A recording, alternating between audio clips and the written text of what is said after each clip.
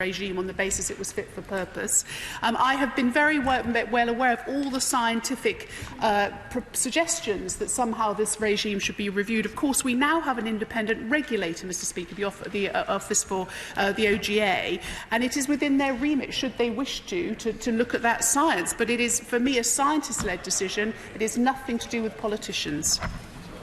Jim Shannon. Thank you, Mr Speaker. Could the Minister outline any recent findings regarding the harnessing of tidal power and any project the Department is overseeing or pursuing? Minister. The Honourable Gentleman will know that we continue to look actively at this sector. We've invested over £50 million in innovation in this sector over the last few years, but it was right to reject the most expensive power station ever proposed in the form of Swansea Tidal Lagoon, and very pleasing to see that project has now been brought forward in a variety that doesn't require any government subsidy to go forward. So it's clearly a vote of confidence in that sector and in that technology going forward. But our door is open for innovative proposals in this area, and I was pleased, as I said, to meet with the Marine Energy Council to see what more we can do. Ford. Question number 10, please. Minister Skidmore. Thank you, Mr Speaker. The Department regularly assesses comparative levels of R&D expenditure in the UK and EU member states. The ONS estimated that overall gross R&D expenditure in the UK was £33.1 billion in 2016. This was 1.7% of GDP compared to EU average of 1.9% of GDP. But we must do more, and so in our industrial strategy we've committed to spending 2.4% of GDP on R&D across the UK economy by 2027. Nicky Ford. Thank you. Many British-based scientists are concerned that their participation in cross-border EU networks for science might be jeopardised by Brexit. Can the Minister confirm that it is this government's intention that the UK should continue to participate in Horizon Europe FP9, and that the best way for us to help make sure that happens is for this House to support the withdrawal agreement? Minister. Can I entirely agree with my honourable friend on this issue? The government's priority is a smooth and orderly exit from the EU, as set out in principle by the EU withdrawal agreement. Voting for this agreement would provide continuity and reassurance for researchers to continue to participate in the Horizon programmes, and it's no secret that we want to explore association to Horizon Europe. The political declaration makes clear of our joint intention to establish terms and conditions regarding UK participation in EU programmes as part of our future relationship. Cunningham. Very much, Mr Speaker. I, as I said to the Minister yesterday, have two universities in my constituency.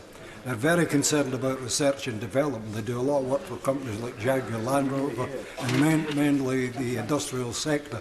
What guarantee can the Minister give after 2020 to maintain that level of funding? The Chancellor so far has not committed himself. What can the Minister say about that? Minister. So I'm absolutely proud, as also the Universities Minister, that we have 3 of the world's top 10 universities when it comes to research, and we want to ensure that we continue to have that international reputation. We've made the Treasury guarantees when it comes to the underwrite and the underwrite extension of looking at all those projects that are part of Horizon 2020, ensuring that those programmes that we are currently part of, that we continue to be part of, and we want to ensure that Association Horizon Europe has universities at the front and centre of it. Number 11, Mr Speaker. Yeah, they obliged him. Gavin Newlands.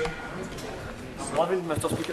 The Minister's ahead of himself. We're grateful. Mr Speaker, the Chancellor and I work together closely to support businesses right across the United Kingdom. But as I said before, the best option in facing Brexit for Scotland is to provide certainty to business through supporting a deal that has been proposed with the European Union. Gavin Newlands. Thank you, Mr Speaker. I'm not entirely convinced by that answer, Mr Speaker. With the risk of red meat facing tariffs of around 40%, the President of the National Farmers Union of Scotland, Andrew McCormick, described a no-deal Brexit as catastrophic for Scotland's farmers and crofters. In the event the Prime Minister is unable to get a deal through the Commons and opts for no deal instead of extending Article 50, and given what he has said about no deal, will he resign? Mr Speaker, the solution is in his own hands. The NFU have been clear about this in Scotland and every part of the United Kingdom. They said that we should back the deal that has been negotiated. He has the opportunity to do that. Mr Jack. Mr Jack. Thank you, Mr Speaker. How will the government's industrial strategy support the Scottish economy? Mr. Speaker, I'm delighted to say that we've worked very closely with the Scottish Government, the universities and businesses across Scotland. If I can give an example of the sector deals that we've struck, including the life sciences sector deal, in which Scotland is very strong, investment going into Scottish institutions, creating good jobs now and in the future. Henry. Thank you, Mr. Speaker. A recent survey by Ernst & Young found that 92% of Scottish firms do not feel fully ready for Brexit. They are being left adrift by this government. Given the calamitous collapse of the phantom deal for the ferry company with no ships that is the seaborne freight fiasco, does the Secretary of State stick by his comment that this contract was prudent and responsible? Well, I think the Secretary of State gave a statement on this yesterday, and he was clear that no government money had been put into that. But when it comes to building confidence for businesses in Scotland, which he and I would hope would want to do, he will know that the way to allay the concerns that businesses have is to make sure that we conclude an agreement. There is one that has the support of businesses in Scotland and across the country, and I hope that his party will back it. Mr. Henry. Thank you, Mr. Speaker. That answer is simply not good enough. Even the former head of the civil service, Bob Kerslake, said the fiasco will just confirm the view of many that this country is in a mess. If the UK government cannot put in place its own services, will he support the SNP demands for the Chancellor to use the spring statement to provide firms with the fiscal support they need to put in place their own measures to get them through this Tory Brexit mess? Well, I'm very surprised that the honourable gentleman would raise fiscal matters when that some of the fiscal decisions that have taken place in Scotland recently have further diminished the confidence that investors have to have Scotland as the highest taxed part of the United Kingdom is a terrible signal, not just to workers but to businesses as well. And Mr. Grogan. Number 12, Mr. Speaker. Minister Perry. Well, I know the honourable gentleman is a very proud Yorkshireman, and he will know that we frequently discuss the economic success story that is Yorkshire in the Hunter. And it may be a little bit politically incorrect, but I'm sure he's very proud of the fact that in the first 3 years of our government from 2010, Yorkshire created more jobs than the whole of France. John Grogan. But given that economic growth in Yorkshire and the Humber has on average been about 1% since 2010 compared with 3% in London, does the Minister see merit in the proposals, the economic case for one Yorkshire devolution, which has been presented to ministers, backed by 18 local authority leaders, many of them distinguished Conservatives?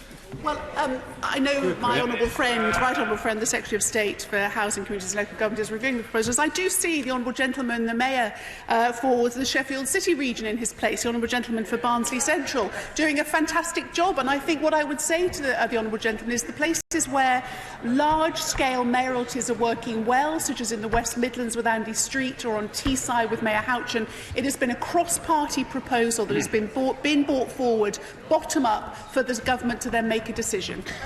Order. No. Last time I visited Occhill and South Perthshire, the honourable gentleman's constituency, it was a most stimulating experience, but my recollection is that the constituency was a considerable distance from Yorkshire. Chris Davis. And Wales is even further, Mr. Speaker. Question 13. Well done. Minister. Thank you, Mr. Speaker. Our modern industrial strategy, with your permission, I'd like to group this with question 20, but our modern industrial strategy for this and question 20, and in fact for the whole country, will ensure the UK remains one of the most competitive locations in the world for manufacturing investment. We're investing over £600 million in the high-value manufacturing catapult and up to 167 in our Made Smarter industrial digitalisation programme, which I hope and I believe will help UK manufacturers develop and adopt and exploit new technologies to make us really successful in the future. Thank you, Mr. Speaker. The British soft drinks industry plays a very important part in the manufacturing sector in our country and should really be applauded for the way it's adapted to meet the recent sugar tax. With the government's announcement that a bottle returns scheme will be introduced in the next few years, can my honourable friend assure the industry and this House that this scheme will be uniform right across the country? Mr Speaker, much as I'd like to, I can't give my honourable friend that assurance because waste and recycling policies are a devolved matter, but it's our preference that the scheme's UK-wide, and we'll be really pushing that with the devolved authorities. Thank you, Mr Speaker. The latest monthly figures from the ONS reveal that manufacturing output has collapsed into recession territory, with the 6th consecutive month of falling output.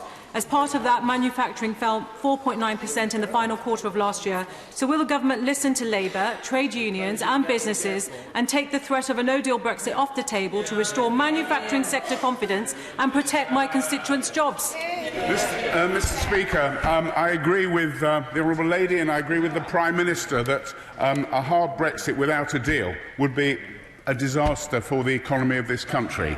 And it's been said by Toyota, by Jaguar Land Rover and many people how important just in time. And I hope that the Honourable Lady will listen and will vote for the Prime Minister's deal, which will give the motor and manufacturing industry the transition period they need. Mr Speaker. Secretary of State. Thank you, Mr Speaker. The UK automotive sector is a vital part of our economy, generating £78 billion of turnover and directly employing 160,000 people in manufacturing alone. We're working with the sector through our industrial strategy and in particular the automotive sector deal to make sure that the technologies of the future are ones that our industry leads in. Mr Speaker, the Secretary of State knows that diesel efficiency helps to reduce CO2 emissions. He knows that new diesel engines are also much cleaner. And he knows the importance of diesel production for our motor industry as they make an orderly transition to new propulsion systems. So why is he letting his fellow Cabinet members for Transport and Health grandstand on demonising diesel? Why isn't he standing up for our car industry and our car workers? What I would say to the honourable gentleman, and I know he takes an interest in this, is that I've always been clear, and indeed the Road to Zero strategy is very clear, that having a new diesel engine is a perfectly reasonable choice as we move towards zero-emission vehicles in the future. That is very clear. I've said it, my colleagues have said it, and I'm happy to repeat it to this House. Mr Speaker, our car industry is a global success story facing existential challenges: climate change, technology change, market change, Brexit. 80% of our imported parts come from the European Union. 80% of cars made are exported, half to the European Union. And motor manufacturers say a no deal could mean £4.5 billion in tariffs, hundreds of thousands of jobs. The Secretary of State and the Minister are known to favour a customs union in private. With 45 days to go, do they not have a duty to make the private public, take no deal off the table, stand up for a permanent customs union and British jobs? I would say that the Honourable Lady and her colleagues have a duty to listen to what the employers that she mentions have to say. I could mention Ford, who said that it's important we get the agreement ratified that's on the table at the moment. Aston Martin have said it's obvious that the deal meets the needs of all the requests we put forward as an industry. We need it ratified. McLaren have said that the withdrawal agreement would provide the urgently needed certainty. If she wants to follow the representations of our employers, she should do what they say and back the deal. Maria Caulfield. Question 15, Mr Speaker. Minister Tolhurst. Thank you, Mr Speaker. The Government recognises the importance of post offices to rural communities across the UK and is committed to the post office network's future. The post office's targeted financial support in recognition of unique challenges of running a rural post office. Postmasters who run community branches, which are the last shop in the village, can receive packages combining fixed and variable remuneration to reflect their special circumstances. Thank the Minister for her answer. In my rural villages of Newark, Easton and Alfriston, they are still temporarily closed because the post office local model on a transaction fee basis is not enticing potential postmasters. Could the Minister look at returning to a community-based post office model to help these post offices reopen? Grateful. Well, I'm grateful to my honourable friend for raising this, and it is true that the government has invested significantly in post offices over recent years. While there is no programme of post office closures, some unexpected closures for some reasons beyond the post office control, as in my honourable friend's constituency, can occur. There is work currently underway in regards to her constituency to hope to restore services, but I will also ask the post office to liaise with her directly. Thomas. Given that many rural post offices are barely profitable, if indeed they're profitable at all, isn't it time for ministers to consider giving business rates relief to all rural post offices, in particular those housed by the co-op movement, which continue to provide a service to local communities? Minister. The honourable gentleman will know that this government has doubled permanent small business relief and increased the threshold for businesses to be paying tax, be paying corporate business rates. And it is true that we are investing in community branches. The post office have launched a smaller community branch development scheme, which is guaranteed to benefit over another 700 post offices, and we will keep working with the post office to make sure we maintain our 11,500 network. Order. Surely Devon and Cornwall are home both to rural post offices and to highly skilled jobs. With a degree of lateral thinking, the honourable gentleman can shoehorn his inquiry into the question of which we're currently treating. Mr Kevin Foster. Thank you, Mr Speaker, for the notice to be able to do that. As the Minister will be aware, there are a number of small rural post offices in Devon and Cornwall, and particularly new ones being opened in Tall Bay. Would she confirm then what support the government will be making available to ensure there are trained and skilled job seekers available to work in those post offices if they open in my patch? Yeah. Minister. Well, I'd like to thank my honourable friend for his question, and it's true, it's been too long since I have had the opportunity to visit that part of the country, and I understand, and having met with some of his colleagues to talk about the post office opportunities in the South West, and we are committed to, as I have already reiterated, to delivering those rural post offices. I believe the Minister is now aware that this House has already given its in-principle agreement to mutualise the post office network in the Postal Services Act 2011. Will she therefore indulge a former Post Office Minister and agree to meet with me to discuss how the powers in Section 4 and 5 of that Act could be used to take forward this exciting policy innovation? Minister. Well, the honourable gentleman is quite correct. The post office actually is at the forefront of looking at new ways in which they can modernise and increase the services that are delivered through our post office. I would be more than happy to listen to any suggestions that he has. So yes, of course, at some point I would meet with him. Mr Peter Heaton-Jones. Question 16, Mr Speaker. Minister. Thank you, Mr Speaker, and with your permission I would like to answer this question with number 17. In the last 5 years we have halved late payments, and through our call to evidence we are looking at what more we can do to end the scourge of late payments affecting small businesses.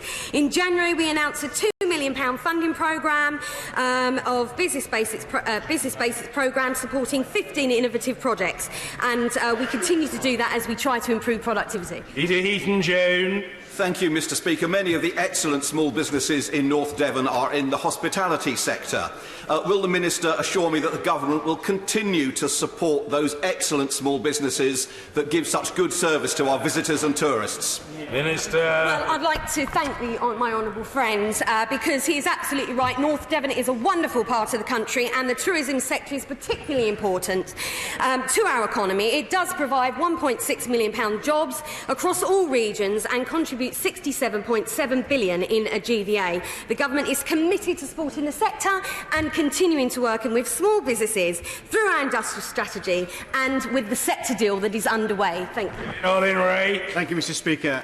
Sadly, HBOS managers were found guilty of defrauding their own small business customers, yet the Financial Reporting Council have steadfastly refused to seriously consider whistleblower evidence that KPMG and the bank colluded to cover up bank losses partly attributable to this fraud.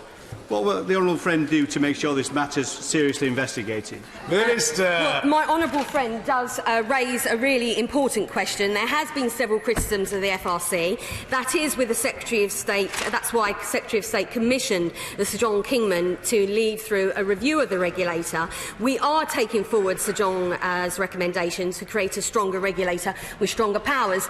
But I would like to assure my honourable friend that I will be continuing to meet with him on the particular issue he raises so that we can find a resolution. Stephanie Peacock. Thank you, Mr. Speaker. Does the Minister agree that we should support workers who keep those small businesses like cafes and pubs going? In his so-called Good Work plan, the Business Secretary boasted, and I quote, "The government will ensure that all tips go to workers in full." So where exactly is that bill first promised 3 years ago? Minister. Well, the honourable lady is quite right. We announced in October last year that we will bring forward legislation in the next session to ban tipping, and we are committed to doing that. It's this government who's brought it forward.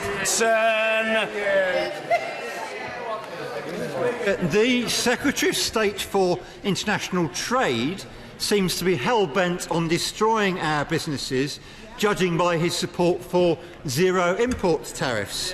So can the Business Minister confirm she understands the damage that unilaterally imposing zero import tariffs would do to businesses and jobs in this country?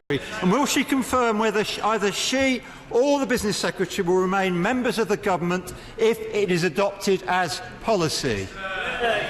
Well, I'd like to... Well, actually, I'm glad the honourable gentleman's raised this. We engage with the small business and business community on a weekly basis and all business representation organisations. And it's quite right that any decision that will be taken on customs and tariffs, quite rightly, we are consulting and speaking with a plethora of businesses throughout the UK, and we are taking into consideration their views when we are setting our policy and to be announced in the near future. Yeah. Thank you. Finally, Rosie Cooper. Thank you, Mr. Speaker. 22. Excellent. Minister. Thank you, Mr. Speaker. The government is committed to supporting work and families. We are conducting a short and focused review for provisions to parents with premature and sick and multiple babies, primarily focusing on the barriers to the labour market. I have met myself with colleagues and also Bliss and the Smallest Things. Rosie Cooper. Thank you, Mr. Speaker. In response to the Minister's reply, could I ask when that review will commence and when we can expect its conclusions? Okay, thank you for allowing me to talk about this. So there is a short internal review that's being carried out by my officials. I'm expecting to get information on that shortly. I have already committed to cross-party colleagues to keep them updated, and I will happily extend that to you. Order. Topical questions. Mrs. Pauline Latham. Number one, sir. Mr. Speaker, since our last departmental questions, we are continuing to implement the industrial strategy. We are doing more, for example, to protect businesses and consumers from online threats, with the Industrial Strategy Challenge Fund backing research to make hardware more secure. As we leave the EU, we're determined to continue to be a pioneer in setting the highest standards, including proposals currently being consulted on to expand protections for pregnant women and new parents returning to work after having children. Could the Secretary of State tell us what assessment he's made of the effectiveness of the creative industries sector deal? Well, I'm grateful to my honourable friend for her question. It was one of the first sector deals. We were very determined to act on the report of Sir Peter Bazalgette, which celebrated the potential for new jobs to be created. It is going extremely well. There are investments that are being made in virtual reality, creating new opportunities for small businesses to benefit from the technology that larger ones have. Thank you, Mr. Speaker. Since the start of the year, the FT, the Observer, the Times, Politico, the Spectator, as well as many specialist publications, have described the looming energy crisis facing the UK following the collapse of plans to develop 3 nuclear power stations at Wilfer, Moorside and Oldbury. But back in November 2018, the Secretary of State announced that the energy trilemma, the challenge of providing energy that is green, cheap and secure, was coming to an end. Is the Secretary still of this view? Rebecca Long-Bailey. Straight and very to the point there, but the Secretary may have pointed to the falling cost of renewable energy, but he can't disown his own government's policies, unfortunately, which are plunging that industry from crisis to crisis. New deployment of solar has fallen 90% since 2016. New onshore wind deployment has fallen 80%, so that certainly doesn't sound like the end of the energy trilemma. And with people getting nervous about how we're going to keep the lights on, could the Secretary describe in detail where exactly he expects the UK to source low-carbon electricity from by the end of the 2020s? We have a proud record of being one of the world's leaders in renewable energy.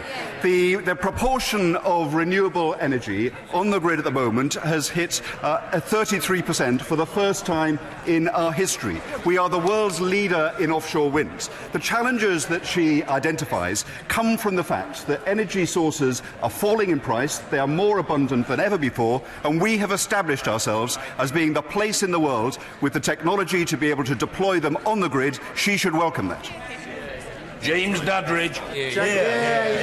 Jaguar Land Rover in Southend struggles to recruit trained mechanics. As we move towards electric vehicles, more technical vehicles, what more can the government do to make sure we fill this skills gap? Mr. Speaker, absolutely excellent point from my honourable friend, as you'd expect. Luckily, we're on the case and we've got this Automotive Council Skills Working Group, which we're doing our best to deal with the problem that he says as a partnership between government and industry. My constituents in Midlothian tell me how concerned they are about the catastrophic impacts that climate change will have, and indeed is already having. What is the Secretary of State's response to a long-term forecast by the Met Office showing that global warming could reach 1.5 degrees, the aimed limit of the Paris Agreement, within just 5 years? Does he honestly believe the government is doing enough in its power to stop this?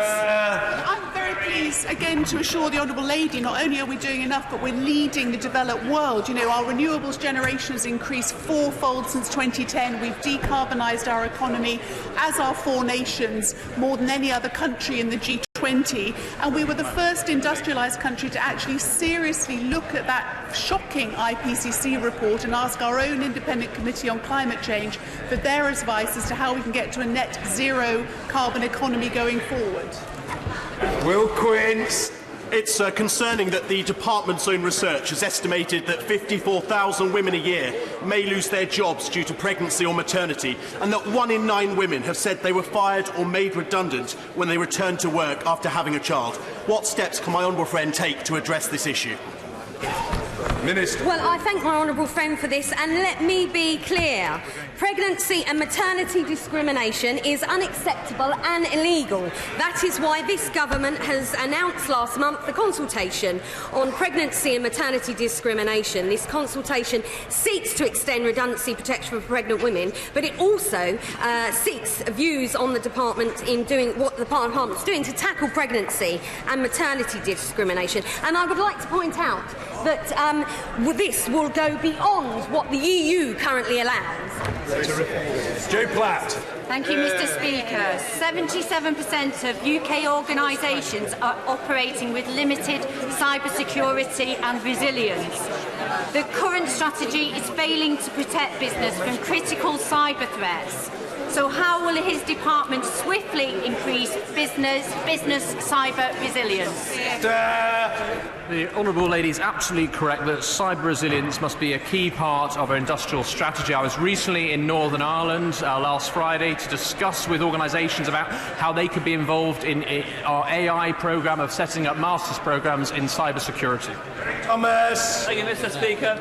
I was glad to hear of the Minister's offer to go down to meet the Minister of Torbay in the South West. Will she continue all the way down to Penzance to meet with the post offices in my area that have threatened to closure or had already closed? Minister! I thank my honourable friend for that, and I would love to come to Penzance if time is permitted. It's an area of the country that I would love to have visited, but it is good that I can say that I will continue to work with him on delivering post office services in his region, and I know he's a passionate supporter of the post office, and I welcome his supporting my role as Minister in that area. Louise Haig!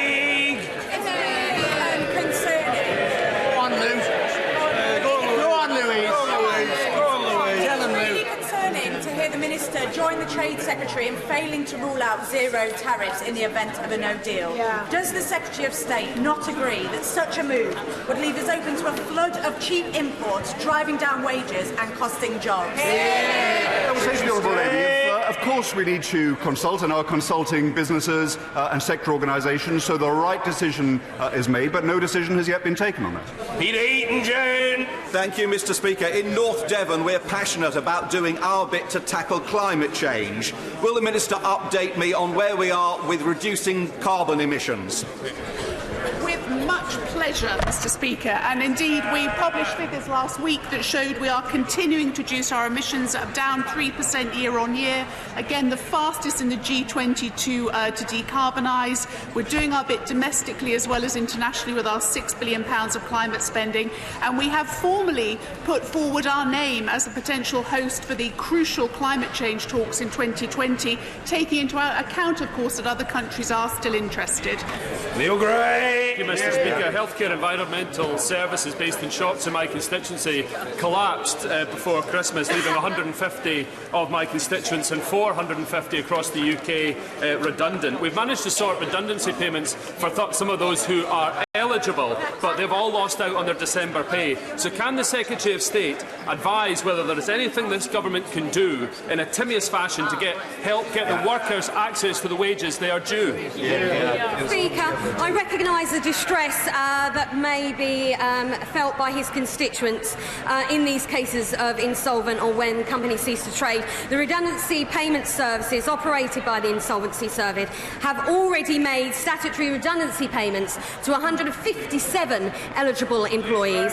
Payments in respect of unpaid wages cannot be made whilst this company is still not in formal insolvency procedures, but we remain ready to act in that when that... Thank you very much, Mr Speaker. Mr Speaker, my office has been meeting with representatives from the National Coal Authority to talk about geothermal opportunities in Clackmannanshire in my constituency. Will my honourable friend meet with me to discuss these opportunities? Minister! Well, the honourable gentleman is a doughty campaigner for what could be a very valuable source of heat from flooded mine workings, and it seems somehow apposite, Mr Speaker, to recognise the effort that went into digging out those mine workings. Such effort went into that. It would be good to use them in our low-carbon future, and he knows I continue to look at his ideas with great interest. Dan Jarvis. Speaker, central to the economic development in Yorkshire will be the design of the UK Shared Prosperity Fund. Can the Secretary of State say what work he's doing across government to ensure that the fund works for the maximum benefit of the Yorkshire economy? Well, we are having conversations right across the UK and including with local leaders, of which he is a distinguished one, and I look forward to continuing those discussions so that we can set out the prospectus. Anna Soubry. Thank you very much, Mr Speaker. Mr Speaker, my right honourable friend, the Business Secretary, is right when he told the Business Select Committee that business is crying out for clarity on Brexit. But we can't get that clarity until we have a meaningful vote. Would he therefore confirm that this government will bring that meaningful vote back to this House as a matter of urgency, and it would be wholly irresponsible for that meaningful vote to be held within a matter of days before we are due to leave the European Union? Well, my right honourable friend is right that we need to bring certainty and give businesses the ability to plan for the future, but she is fortunate that the Prime Minister is about to make a statement on this. Gloria Piero. Mr Speaker, the Mine Workers Pension Scheme has boosted government coffers by billions, whilst ex-miners and their widows receive an average pension of £80 a week. Will the Secretary of State meet with miners' representatives and the trustees of the scheme to hammer out a fairer pension? Minister! As the very proud daughter-in-law of a miner's widow who benefits from the scheme, I take the stewardship of this scheme very seriously. We have a debate, I believe, coming up in Westminster in a couple of days. I'd be delighted to discuss further the scheme, but I would point out that these extraordinary arrangements that were developed between the government and the trustees have delivered much higher returns to the scheme beneficiaries than in similar schemes. But I continue to be happy to meet and discuss this. Thank you. Order. Statement. Well, I'm extraordinarily grateful to the Right Honourable Lady, but I think it can wait. No, I think it can wait. I look forward to it with interest and enthusiasm, but, well, it may do, but the Prime Minister is waiting to address the House, and I think people want to hear. We will hear the Right Honourable Lady in due course. Prime Minister's statement.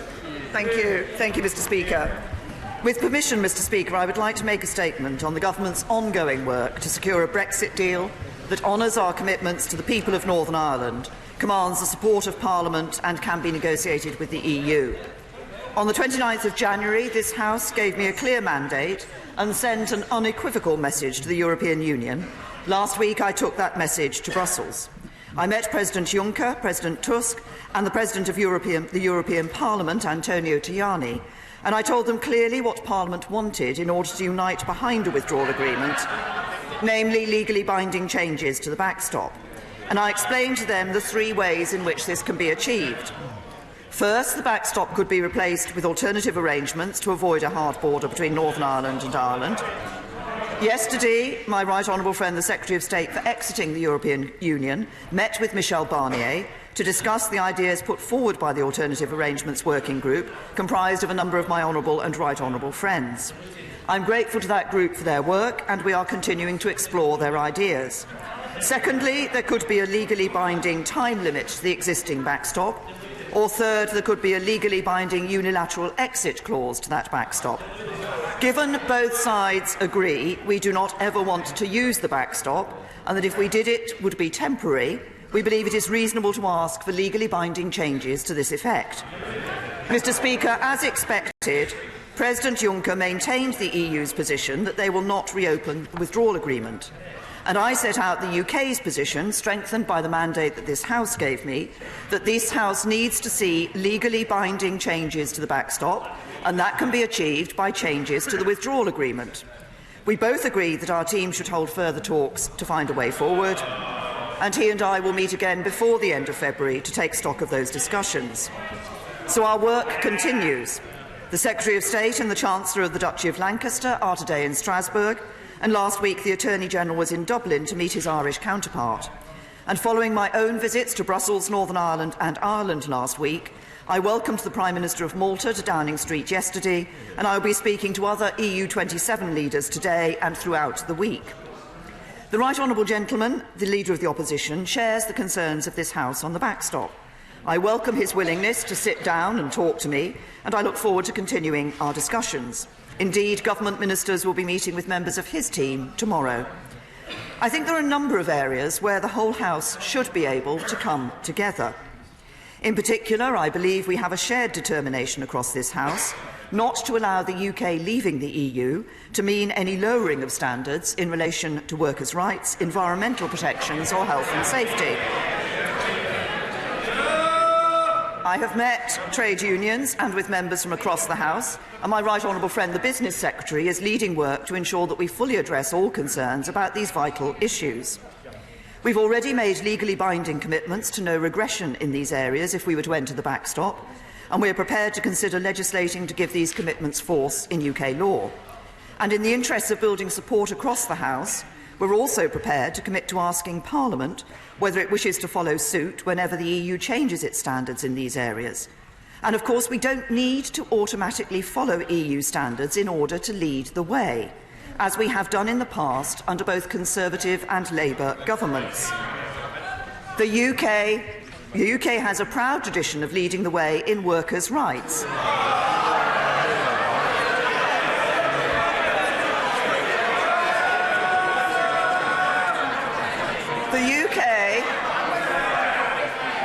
The UK has a proud tradition of leading the way in workers' rights, whilst maintaining a flexible labour market that has helped deliver an employment rate almost 6 percentage points above the EU average. Successive governments of all parties have put in place standards that exceed the minimum set by the EU. A Labour government gave British workers annual leave and paid maternity leave entitlements well above that required by the European Union. A Conservative-led government went further than the EU by giving all employees the right to request flexible working. And I was proud to be the Minister for Women and Equalities to introduce shared parental leave so that both parents are able to take on caring responsibilities for their child, something no EU regulation provides for. When it comes to workers' rights, this Parliament has set a higher standard before, and I believe will do so in the future. Indeed, we already have plans to repeal the so-called Swedish derogation, which allows employers to pay their agency workers less, and we're committed to enforcing holiday pay for the most vulnerable workers, not just protecting workers' rights, but extending them. As I set out in my statement 2 weeks ago, the House also agrees that Parliament must have a much stronger and clearer role in the next phase of the negotiations. Because the political declaration cannot be legally binding and in some areas provides for a spectrum of outcomes, some members are understandably concerned that they cannot be sure precisely what future relationship it would lead to. By following through on our commitments and giving Parliament that bigger say in the mandate for the next phase, we are determined to address those concerns. The Secretary of State has written to all members of the Exiting the EU Committee, seeking their view on engaging Parliament in this next phase of negotiations, and we're also reaching out beyond this House to engage more deeply with businesses, civil society and trade unions. Everyone in this House knows that the vote for Brexit was not just about changing our relationship with the EU, but changing how things work at home, especially for those in communities who feel they have been left behind. Addressing this and widening opportunities is the mission of this government that I set out on my first day as Prime Minister. And I will continue to work with members across the House to do everything we can to help build a country that works for everyone. But, Mr. Speaker, one area where the Right Honourable Gentleman, the Leader of the Opposition, and I do not agree is on his suggestion that the UK should remain a member of the EU Customs Union. I would gently point out that the House of Commons has already voted against this. And in any case,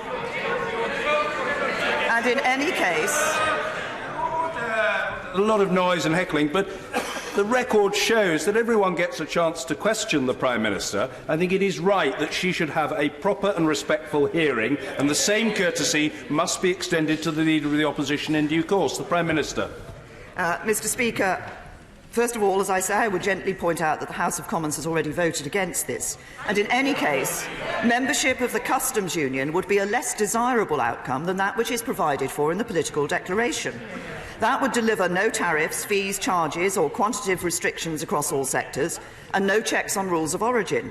But crucially, it would also provide for the development of an independent trade policy for the UK that would allow us to strike our own trade deals around the world, something the Labour Party once supported. On Thursday, as I promised in the House last month, we will bring forward an amendable motion. This will seek to reaffirm the support of the House for the amended motion from the 29th of January, namely to support the government in seeking changes to the backstop and to recognise that negotiations are ongoing. Having secured an agreement with the European Union for further talks, we now need some time to complete that process. When we achieve the progress we need, we will bring forward another meaningful vote. But if the government has not secured a majority in this House in favour of a withdrawal agreement and a political declaration, then the government will on Tuesday the 26th of February make a statement and table an amendable motion relating to the statement, and a minister will move that motion on Wednesday the 27th of February, thereby enabling the House to vote on it and on any amendments to it on that day. Mr. Speaker, as well as making clear what is needed to change in the withdrawal agreement, the House has also reconfirmed its view that it does not want to leave the EU without a deal. The government agrees, but opposing the deal is not enough to stop it. We must agree, opposing no deal is not enough to stop it. We must agree a deal that this House can support, and that is what I am working to achieve. I've spoken before about the damage that would be done to public faith in our democracy if this House were to ignore the result of the 2016 referendum. In Northern Ireland last week, I heard again the importance of securing a withdrawal agreement that works for all the people of this United Kingdom. In Belfast, I met not just with politicians, but with leaders of civil society and businesses from across the community. Following this House's rejection of the withdrawal agreement, many people in Northern Ireland are worried about what the current uncertainty will mean for them. In this House, we often focus on the practical challenges posed by the border in Northern Ireland. But for many people in Northern Ireland, what looms larger is the fear that the seamless border between Ireland and Northern Ireland that helped make the progress which has followed the Belfast Agreement possible might be disrupted. We must not let that happen, and we shall not let that happen. The talks are at a crucial stage, and we now all need to hold our nerve to get the changes this House requires and deliver Brexit on time. By getting the changes we need to the backstop, by protecting and enhancing workers' rights and environmental protections, and by enhancing the role of Parliament in the next phase of negotiations, I believe we can reach a deal that this House can support. We can deliver for the people and the communities that voted for change 2.5 years ago and whose voices for too long have not been heard. We can honour the result of the referendum, and we can set this country on course for the bright future that every part of this United Kingdom deserves. That is this government's mission. We shall not stint in our efforts to fulfil it, and I commend this statement to the House. Thank you very much, Mr. Speaker. I usually thank the Prime Minister for an advance copy of her statement, but it was handed to me just as I was leaving my office to come down here, so I can only assume she entrusted it to the Transport Secretary to deliver it to me.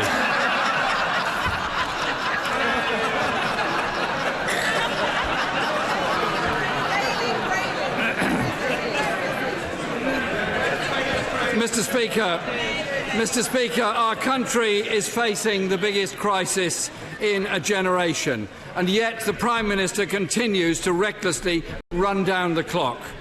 We were promised there would be a deal last October. It didn't happen. We were promised a meaningful vote on a deal in December. It didn't happen. We were told to prepare for a further meaningful vote this week after the Prime Minister again promised to secure significant and legally binding changes to the backstop, and that hasn't happened. Now the Prime Minister comes before the House with more excuses and more delays. In her statement, the Prime Minister has failed to answer even the most basic questions. What progress has she made on identifying and working up the alternative arrangements? Have they been presented to the European Union? If not, when will they be presented? And will she set them out before this House and ask for its approval of them? In truth, Mr. Speaker, it appears the Prime Minister has just one real tactic: to run down the clock, hoping members of this House are blackmailed into supporting a deeply flawed deal. This, Mr. Speaker, is an irresponsible act. She's playing for time and playing with people's jobs, our economic security and the future of our industries. Yesterday, growth figures show the lowest growth since 2012, our manufacturing sector mired into recession. The decision by Nissan last week to pull its investment from the Sunderland plant may only be the thin end of a very long wedge. Uncertainty and failing confidence in this government to deliver are putting jobs at risk. The Prime Minister, the Chancellor and the Business Secretary will be hearing the same warnings as I am, that several major large manufacturers, household names employing tens of thousands of people, are poised to follow in Nissan's footsteps. Earlier today, we heard from the Leader of the House that the next meaningful vote may not happen until after the EU summit on the 21st of March, just days before Brexit is due to happen. If, Mr. Speaker, this is not the case, can the Prime Minister tell the House today when the meaningful vote will be? We also learned from the Leader of the House that any changes to the backstop won't be written into the legally binding withdrawal agreement. Can the Prime Minister confirm that? Is the Prime Minister really prepared to risk people's livelihoods, jobs and investment in a desperate attempt to push a deeply flawed deal through Parliament? The Prime Minister has just told members of this House to hold their nerve. Tell that to Nissan workers in Sunderland and the thousands more worried about their job security and the future of their communities. Mr. Speaker, no minister serious about protecting jobs in this country would allow a Prime Minister to deliberately run down the clock and play chicken with people's livelihoods. To stand by and do nothing would be a complete dereliction of duty. As I received, Mr. Speaker, the Prime Minister's letter yesterday in response to Labour's Brexit plan, it became clearer to me the Prime Minister is merely engaged in the pretence of working across Parliament to find solutions. She has not indicated she will move one iota away from her rejected deal or any of her red lines. On the backstop, the Prime Minister has pointed out Labour also has concerns. But let's make no mistake about it, that has never been a major issue with the Prime Minister's deal. Indeed, in order to stop the UK falling into the backstop, we need a permanent customs union, and a strong single market deal. That is the key, Mr. Speaker, to maintaining an open border on the island of Ireland. That is key to protecting jobs, industry and living standards in this country. That is why it's backed by businesses who employ and trade unions who represent millions of workers in this country. And to correct the Prime Minister's claim in her statement, we want to negotiate a new UK-EU customs union, as I set out in my letter. The Prime Minister says there is no need to negotiate a customs union, as her deal provides for the benefit of being in one. I'm afraid, Mr. Speaker, that is simply not the case. The deal the Prime Minister negotiated means there will be barriers to trade in goods. And there will not be frictionless trade, putting manufacturers across the country at a huge disadvantage. This is made quite clear in the political declaration, especially when it says, and I quote, "The parties will form separate markets and distinct legal orders," and concedes that, and I quote, "can lead to a spectrum of different outcomes for administrative processes as well as checks and controls." Nothing is secured. The Prime Minister is also trying to win support for her deal by promising to protect workers' rights after Brexit. Well, Mr. Speaker, just look at the record of the party opposite. That's right, Jeremy. They attacked trade union rights through the Trade Union Act. They kept this House up all night opposing the minimum wage in 1997. They're the party that introduced employment tribunal fees and introduced the public sector pay cap. For many of them, Mr. Speaker, ripping up rights is what Brexit is all about. Take the Secretary of State for International Trade. He once wrote, "It's too difficult to hire and fire, too expensive to take on new employees," and went on to say, "It is intellectually unsustainable to believe that workplace rights should remain untouchable." That was the Secretary of State for Trade. No wonder trade union leaders like Tim Roach of the GMB, Francis O'Grady, the Secretary of the TUC, have rejected the Prime Minister's inadequate pledges. And it's vital too, Mr. Speaker, that we keep pace with the best consumer safeguards and environmental protections, as if the warnings of the destruction of our biodiverse natural life are not serious enough. We have to be very serious about all environmental protections and indeed make them much stronger. Mr. Speaker, there is a sensible way forward. but the Prime Minister is refusing to listen. Labour's alternative has been widely welcomed as a way of breaking the impasse. From business leaders, European leaders and even from some Conservative MPs. But the Prime Minister refuses to listen. Mr. Speaker, I urge all members across this House to think about the damage the Prime Minister's strategy is doing. The threat to industry and skilled jobs and communities all across this country. Now is not the time to stand idly by. Now is the time to stand up and do the right thing, to rule out no deal and back Labour's alternative plan. Thank you. Thank you, Mr. Speaker.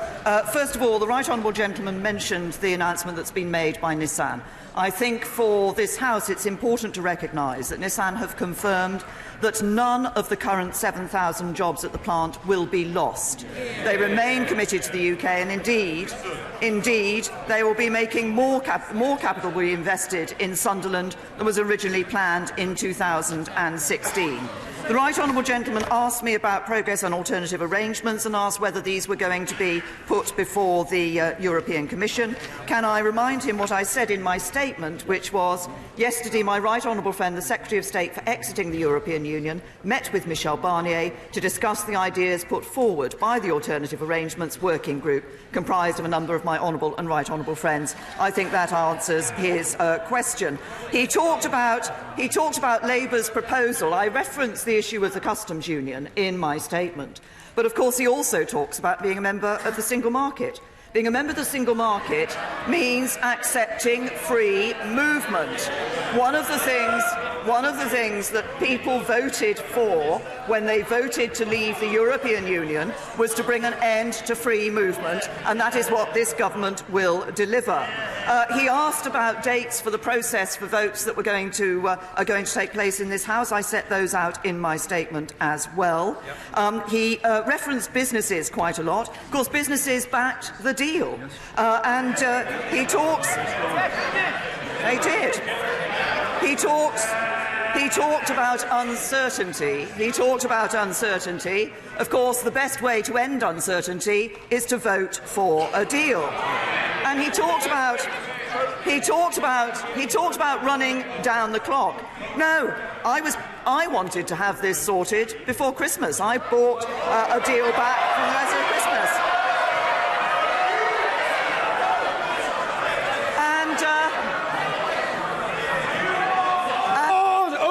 Order! Mr. Matheson, I have nurtured for a long time an ambition to see you become a statesman. I think you are threatening that prospect by these noisy gesticulations. Calm, Buddha-like. The Prime Minister. Thank you, Mr. Speaker. The deal was negotiated before Christmas, so I wasn't in. It's not me who's trying to run down the clock.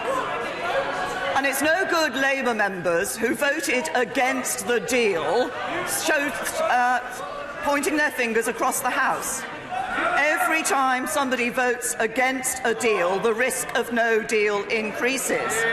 And the Right Honourable Gentleman talked about acting in the national interest. Yes, we should be acting in the national interest, and the national interest is in getting a deal agreed with this Parliament, through this Parliament. That is why we are working with the European Union in everything that we're doing.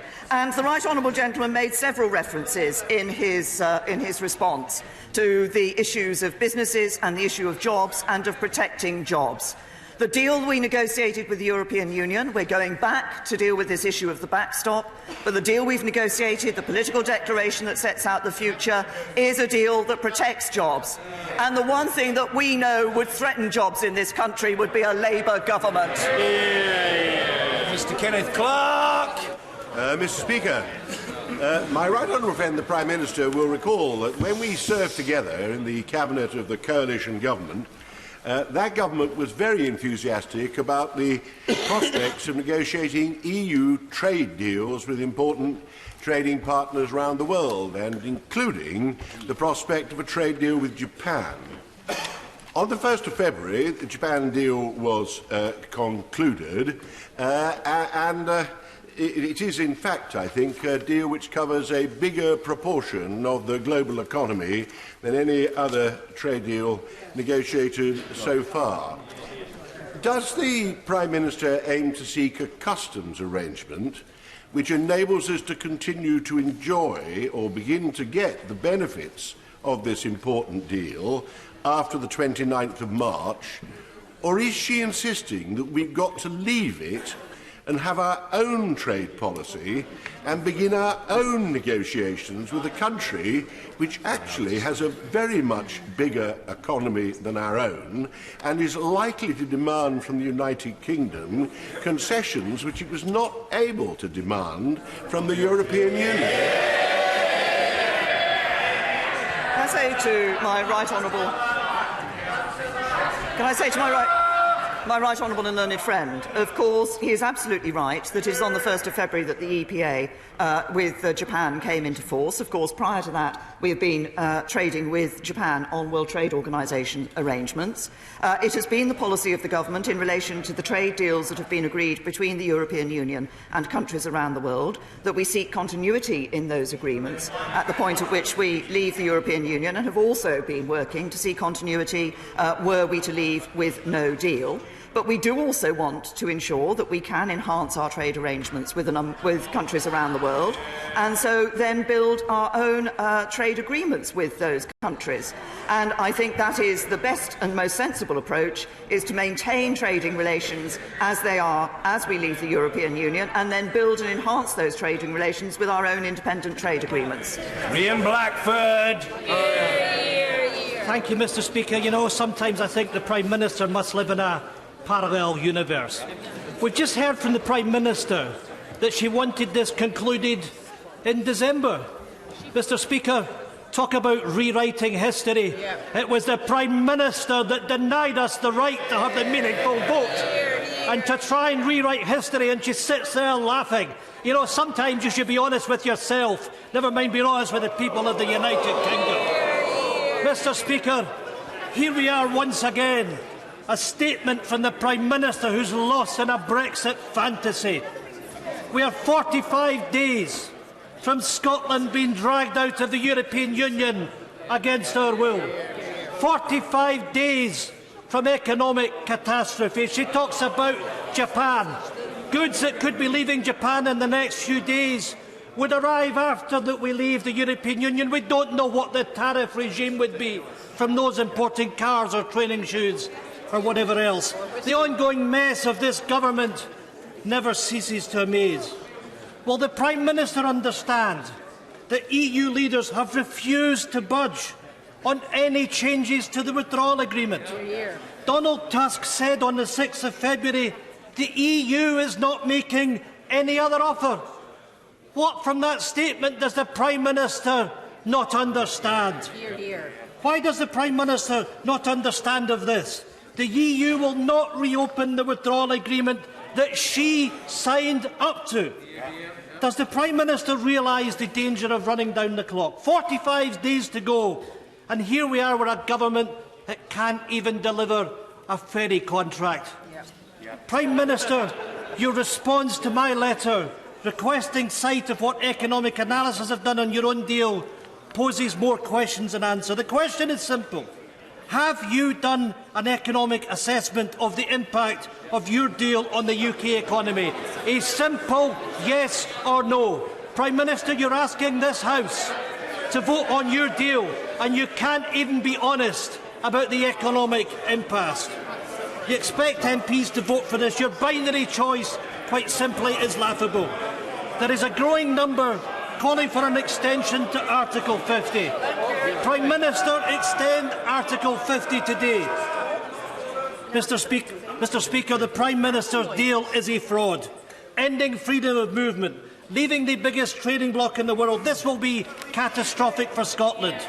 The UK is already suffering the cost of Brexit. Will the Prime Minister put an end to this economic madness? Prime Minister, as students get set for university applications and business owners look to prepare for the new financial year, your government is causing a new wave of uncertainty. we on these benches refuse to accept Scotland being dragged out of the European Union against our will. Ultimately, Scotland will have a choice: an independent European nation or remaining part of an inward-looking UK. Scotland's voices must be respected, Prime Minister. Prime Minister! I say to the right honourable gentleman, I think that the points that he made are the same points he's been making in response to my statements, regardless of the content of my statements for some time now. He talked about the economic analysis. We did publish an economic analysis of the proposals that the government had put forward.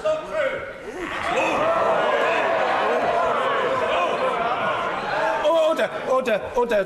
There's plenty of scope for disagreement about what is true and what isn't true, but in fairness, I repeat the point that the person who has the floor must be heard.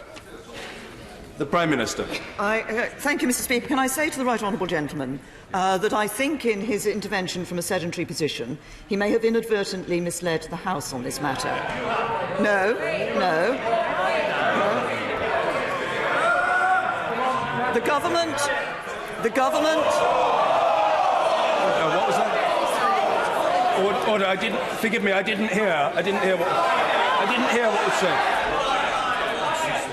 I hope the word liar wasn't used. But order. I'm perfectly capable of handling this matter with alacrity, and I shall do so. If that word was used without equivocation or qualification, that word must be withdrawn at once. At once. Order. If a member on the front bench used that word, I'm sorry, I'm not debating it, I'm not arguing, I'm not negotiating. That word must be withdrawn at once. Who was the person that used the word? Mr. Blackwood? I'm advised, I admit I didn't see which member used it. I'm advised, I think on good authority, that word was used by the leader of the Scottish National Party. If so, I want the debate to continue, and it will, but if so, I simply ask the right honourable gentleman to withdraw that word. He cannot accuse another member in this House of dishonesty. Withdraw. In courtesy to yourself, I withdraw for courtesy to yourself. No, there are plenty of precedents for that. I remember doing it once myself. And I remember a member of the Shadow Cabinet from West Bromwich once doing it out of deference to the chair rather than the person whom he'd been attacking. That's enough. That's enough. The Prime Minister. Mr. Speaker, if I could continue my explanation to the right honourable gentleman. As I said, the government put forward an economic analysis of the deal that the government had put forward. We did that in the economic analysis that was published earlier before the withdrawal agreement was put towards the House. What we also did in that was to recognise that the political declaration had areas within it which had not yet been confirmed, and there were variations in relation to the degree of friction across the border that would come from that, and we published that we could have taken a very low variation, which would have been very close to the government's deal on the economic analysis. We could have taken a high. We took a midpoint. I think that was entirely fair for the government to do. What the economic analysis of the deal that the government had put forward showed was that if you were going to honour the referendum, the deal that actually delivered best for the British economy was the deal that the government had put forward. Now, the right honourable gentleman also talks about putting an end to the current situation. Well, as I've indicated, we can indeed move forward when we agree a deal across this House. And if the right honourable gentleman is so concerned about avoiding no deal, I assume that when a deal is brought back from the European Union this next time, then he and his members of the SNP in this House will be voting for a deal in order to support the future of the United Kingdom. And then finally, once again, the right honourable gentleman talks about the economic impact on Scotland of leaving the European Union, and talks virtually in the same breath about his view that Scotland should be independent from the United Kingdom. And it may raise cheers on the SNP benches, but it wouldn't raise cheers from those people in Scotland whose economic future depends on being a member of the UK. Order. Of course there is enormous interest, which, as per usual, I want to accommodate. Can I just appeal, please, to colleagues at this time with the country watching us. Let's have a robust but respectful debate. It is perfectly possible for colleagues to make their points with considerable force, but to do so with courtesy. And I know we'll be led in this matter by a former party leader and a notably courteous Right Honourable gentleman, Mr Ian Duncan Smith. Mr Speaker, may I thank my Right Honourable friend for her statement. She referred during her statement to the successful amendment by my right honourable friend, the member for Altrincham and Sale West. That successful passage, she will recall, was heavily based on the thing that's now become known as the Malthouse Compromise. She's also said that yesterday this was discussed, this proposal, in Brussels with the Secretary of State and one of the negotiators. Therefore, for the avoidance of doubt, could she now confirm, therefore, that this proposal forms part of government policy? I say to my right honourable friend, and I know because he has been involved in the meetings that have taken place with the Secretary of State for exiting the European Union, looking at the proposals that have come to be known as the Malthouse Compromise. There have, of course, been a number of alternative arrangements that have been proposed over the past months. The possibility of alternative arrangements to replace the backstop is recognised by both the UK and the EU in the political declaration that was agreed in November. The proposals that have been tabled, there are some issues, there are some questions around the proposals that have been tabled. I raised the issue of alternative arrangements with the European Commission and the European Council and the European Parliament when I was there last week, and as I said, my right honourable friend was able to discuss these issues with Michel Barnier yesterday. But as I set out in my previous statement to the House, I think what people want to see across this House is to ensure that the backstop, as it currently exists, cannot become a permanent arrangement into which the United Kingdom could find itself. There are various ways of dealing with that, as I set out in my previous statement. One is to replace that backstop completely with alternative arrangements. Another is to ensure that the backstop can never be temporary. And those are the issues which have been discussed, but I have laid the Parliament's views very clearly before the European Union. Sir Vincent Cable. Now that the Prime Minister has reached out to the General Secretary of the United Union and the Leader of the Opposition and his entourage, she's no doubt better informed as to how Trotsky might have dealt with the Brexit crisis. But can she elaborate a little more on her discussions with the General Secretary of the Trade Union Congress and its 6 million affiliated members, and also the official Brexit spokesman of the Labour Party, who've made it very clear that the best way to protect workers' rights is to give workers a say on the final deal and the option of remaining in the European Union and keeping the workers' rights they already have. I have to say to the right honourable gentleman that the issues I have discussed, both with trade union leaders, with the Secretary-General of the TUC and with members across this House, is the concern to ensure that there is no reduction in workers' rights in the United Kingdom, a commitment which this government has given and will continue to meet. Nicky Morgan. Thank you very much indeed, Mr Speaker. I agree with the Prime Minister and have done for many months that the best way to avoid a no-deal outcome to Brexit is to have a deal put in place. And that's why I've been pleased at the request of the Prime Minister to work as part of the Alternative Arrangements Working Group. But isn't it now clear that actually to get that agreement through the House, those alternative arrangements are going to have to command the confidence of the majority of members on this side of the House and our confidence in supply partners and, of course, some Labour MPs. But the tenor of the Leader of the Opposition's response today shows that, unfortunately, working on a cross-party basis is unlikely to both a vote for the agreement and certainly not continued votes for the necessary legislation. That is the reality of the parliamentary arithmetic, isn't it? Well, can I first of all thank my right honourable friend for the work that she has been doing on the issue of the alternative arrangements. I want to see a deal that can get through the House, supported by all members of my own party and by our confidence and supply partners. But it is actually, I think, in the interests of this Parliament and in the interests of taking legislation forward if we see a strong vote from across the whole House in relation to this issue. As my right honourable friend has said, the tone of the response by the Leader of the Opposition did not give much encouragement in relation to that issue. But we will continue to talk with the Labour Party front bench. As I said, the Brexit Secretary will be meeting and others, ministerial team, will be meeting with the Leader of the Opposition's team to take forward those discussions and to explore the issues that the Labour Party wish to raise.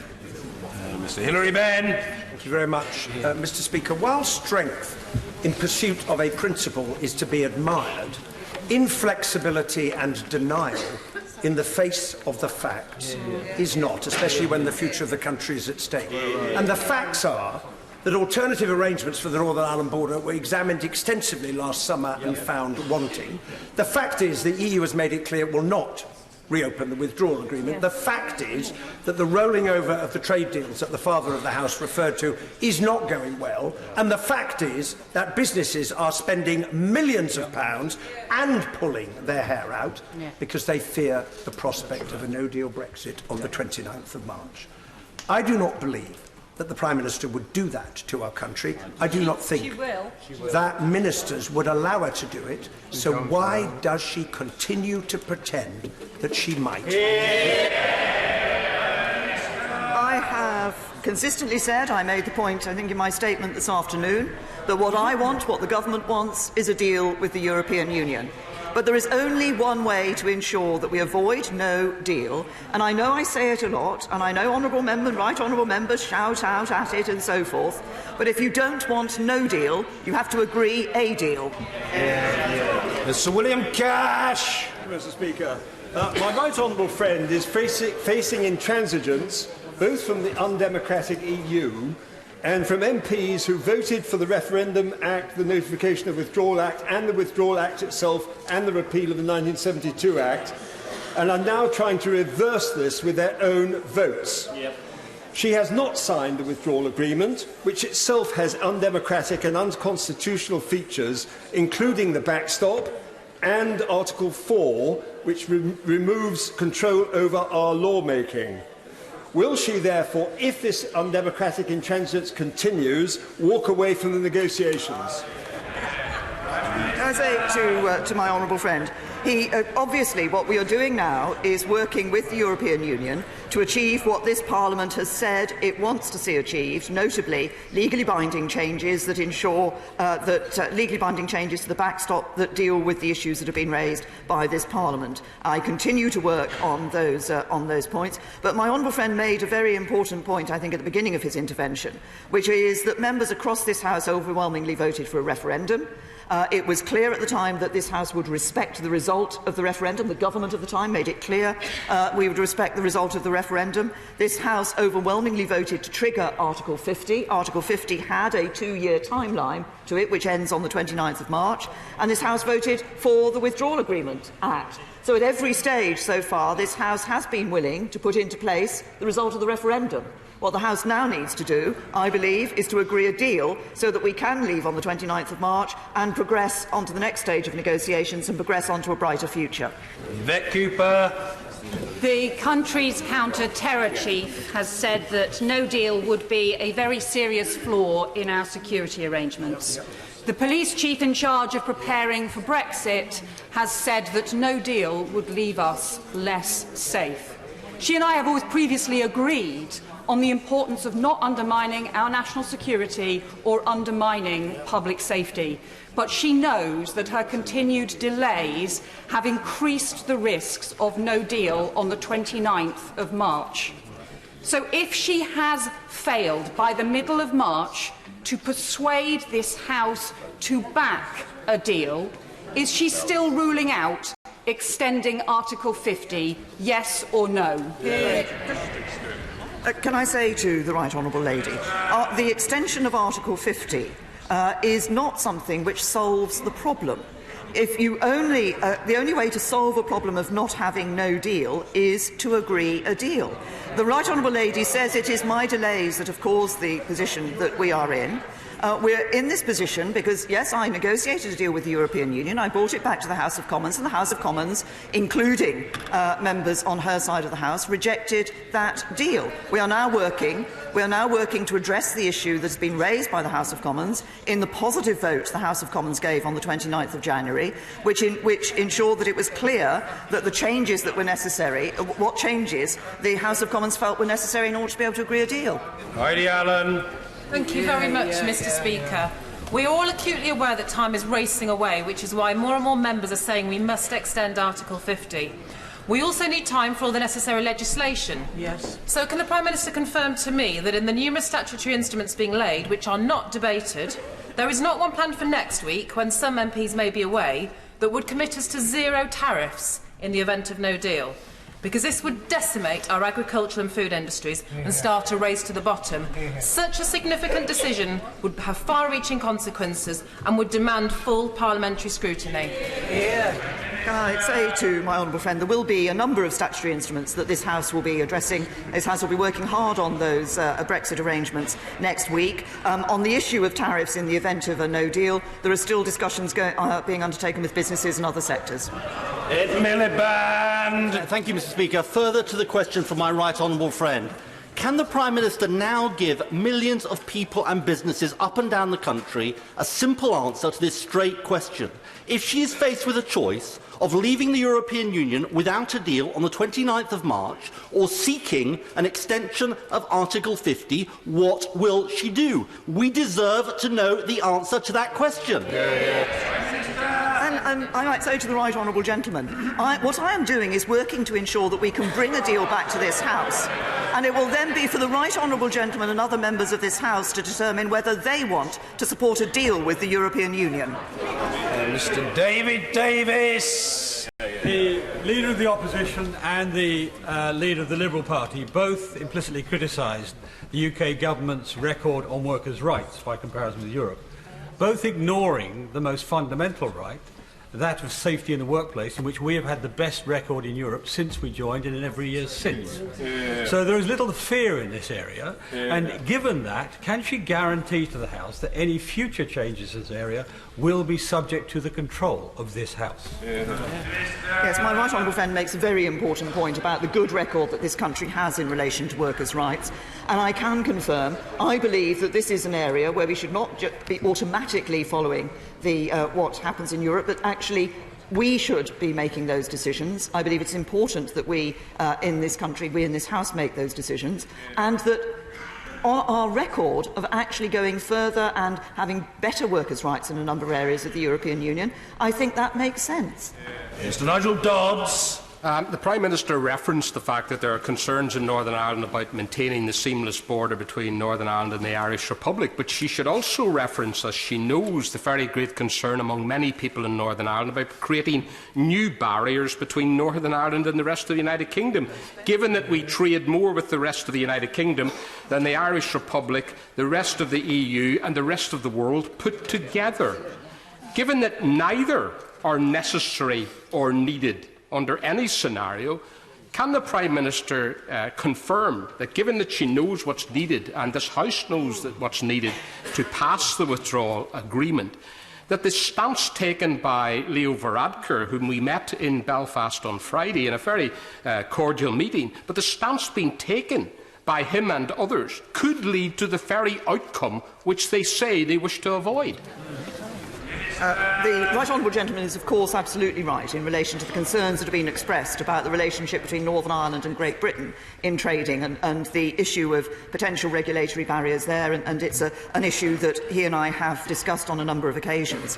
But he's also right, of course, we talk here about what it takes in this House to ensure that we agree a deal, but of course that deal has to be agreed with the European Union, and that means that all members of the EU27 have to agree that deal. And I was able to have cordial and constructive talks with the Taoiseach on Friday, as the Right Honourable Gentleman has referenced his own talks. And I hope and trust, and I do believe, that all sitting around the table want to ensure that we deliver a deal that does deliver on the commitments of the people of Northern Ireland and that can pass this House and be agreed by the EU. Boris Johnson. I congratulate my right honourable friend on what she is doing to extricate this country from the humiliation of the backstop, in accordance with the overwhelming wishes of this House. But can she confirm that there is no point in having a time limit on the backstop, unless that is written into the treaty itself? And secondly, unless the end date falls substantially before the next general election? Well, can I reassure my right honourable friend that I think, as he already knows, I want to see the future relationship coming in place by the beginning of 2021, so that is well in advance of the next general election. And the other point that he made is absolutely the point that I've been making to the European Union, that one of the concerns of this House was that any assurances that were given in relation to the temporary nature of the backstop in early January were not of the same legal form as the international treaty which forms the withdrawal agreement, and that is why what we are asking for is legally binding status to these, and the obvious way to do that is within the withdrawal agreement. Rachel Reeves. Thank you, Mr. Speaker. Can I say to the right honourable gentleman, the humiliation that this country faces is losing jobs and investment. That is the issue that we should be focusing on.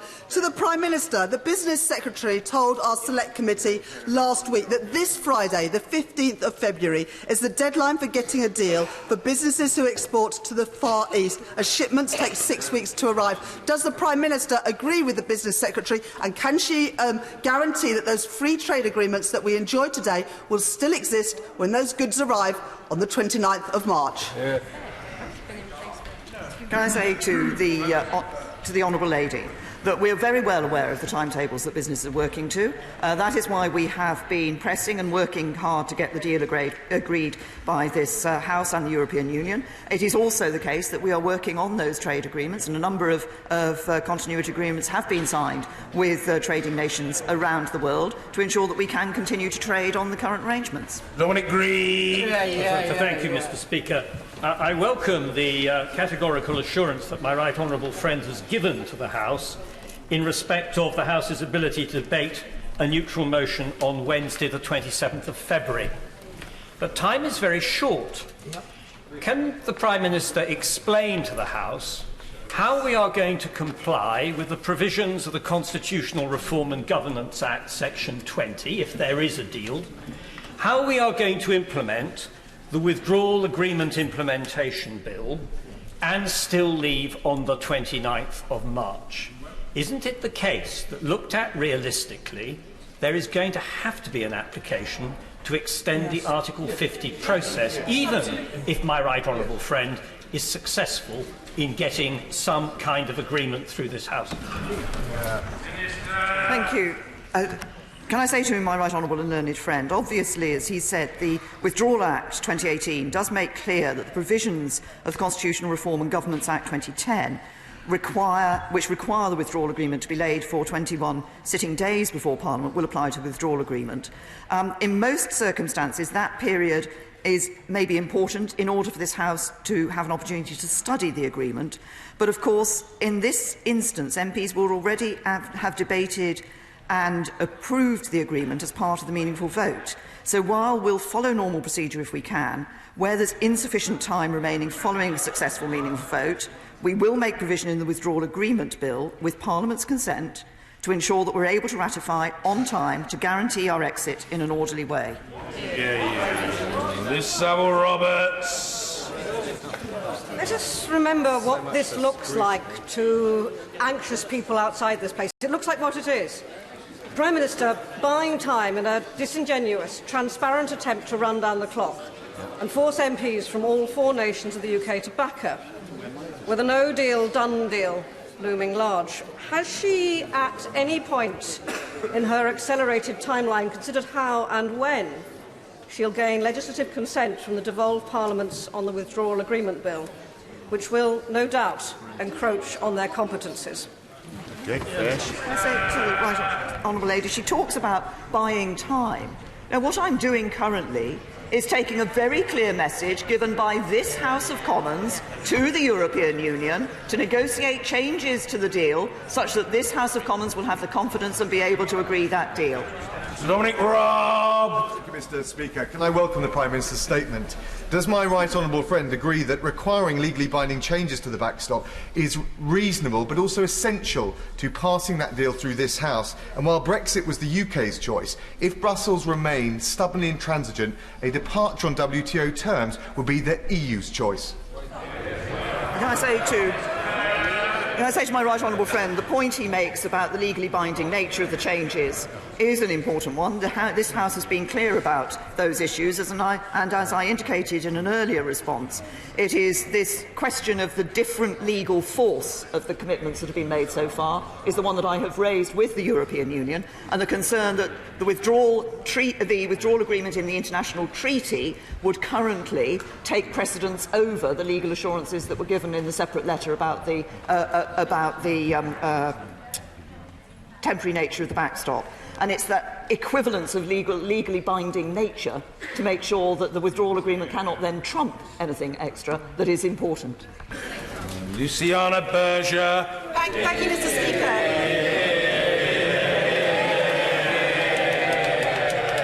Thank you. The whole House will have heard the Prime Minister's response to the Honourable and Learned Member's important question about the Withdrawal Act implementation bill. And they will have heard the Prime Minister's response that she doesn't intend to honour the 21 days that it should be laid down.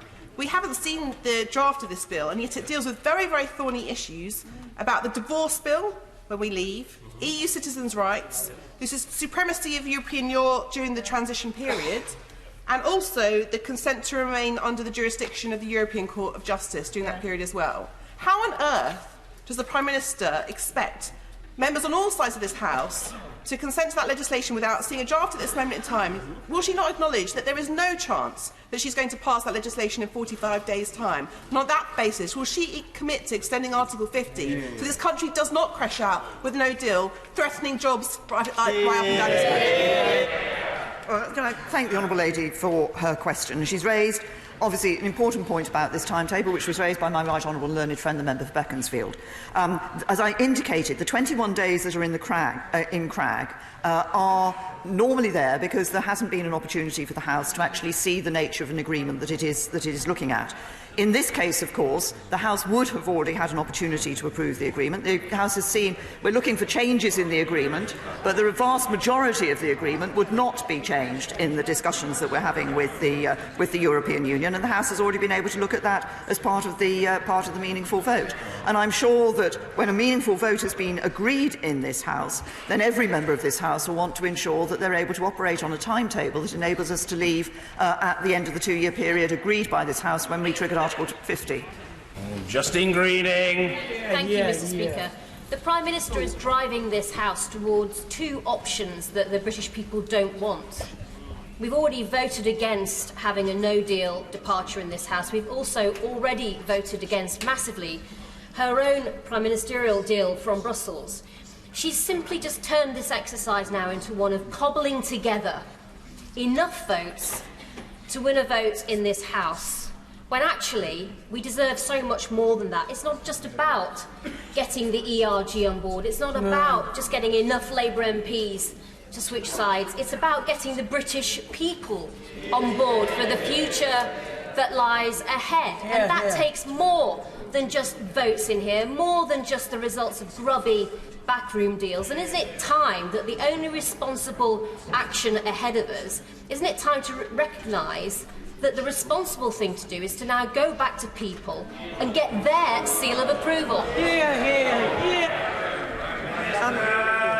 I've responded to questions in this ilk from my right honourable friend on a number of occasions, and I have not changed my opinion.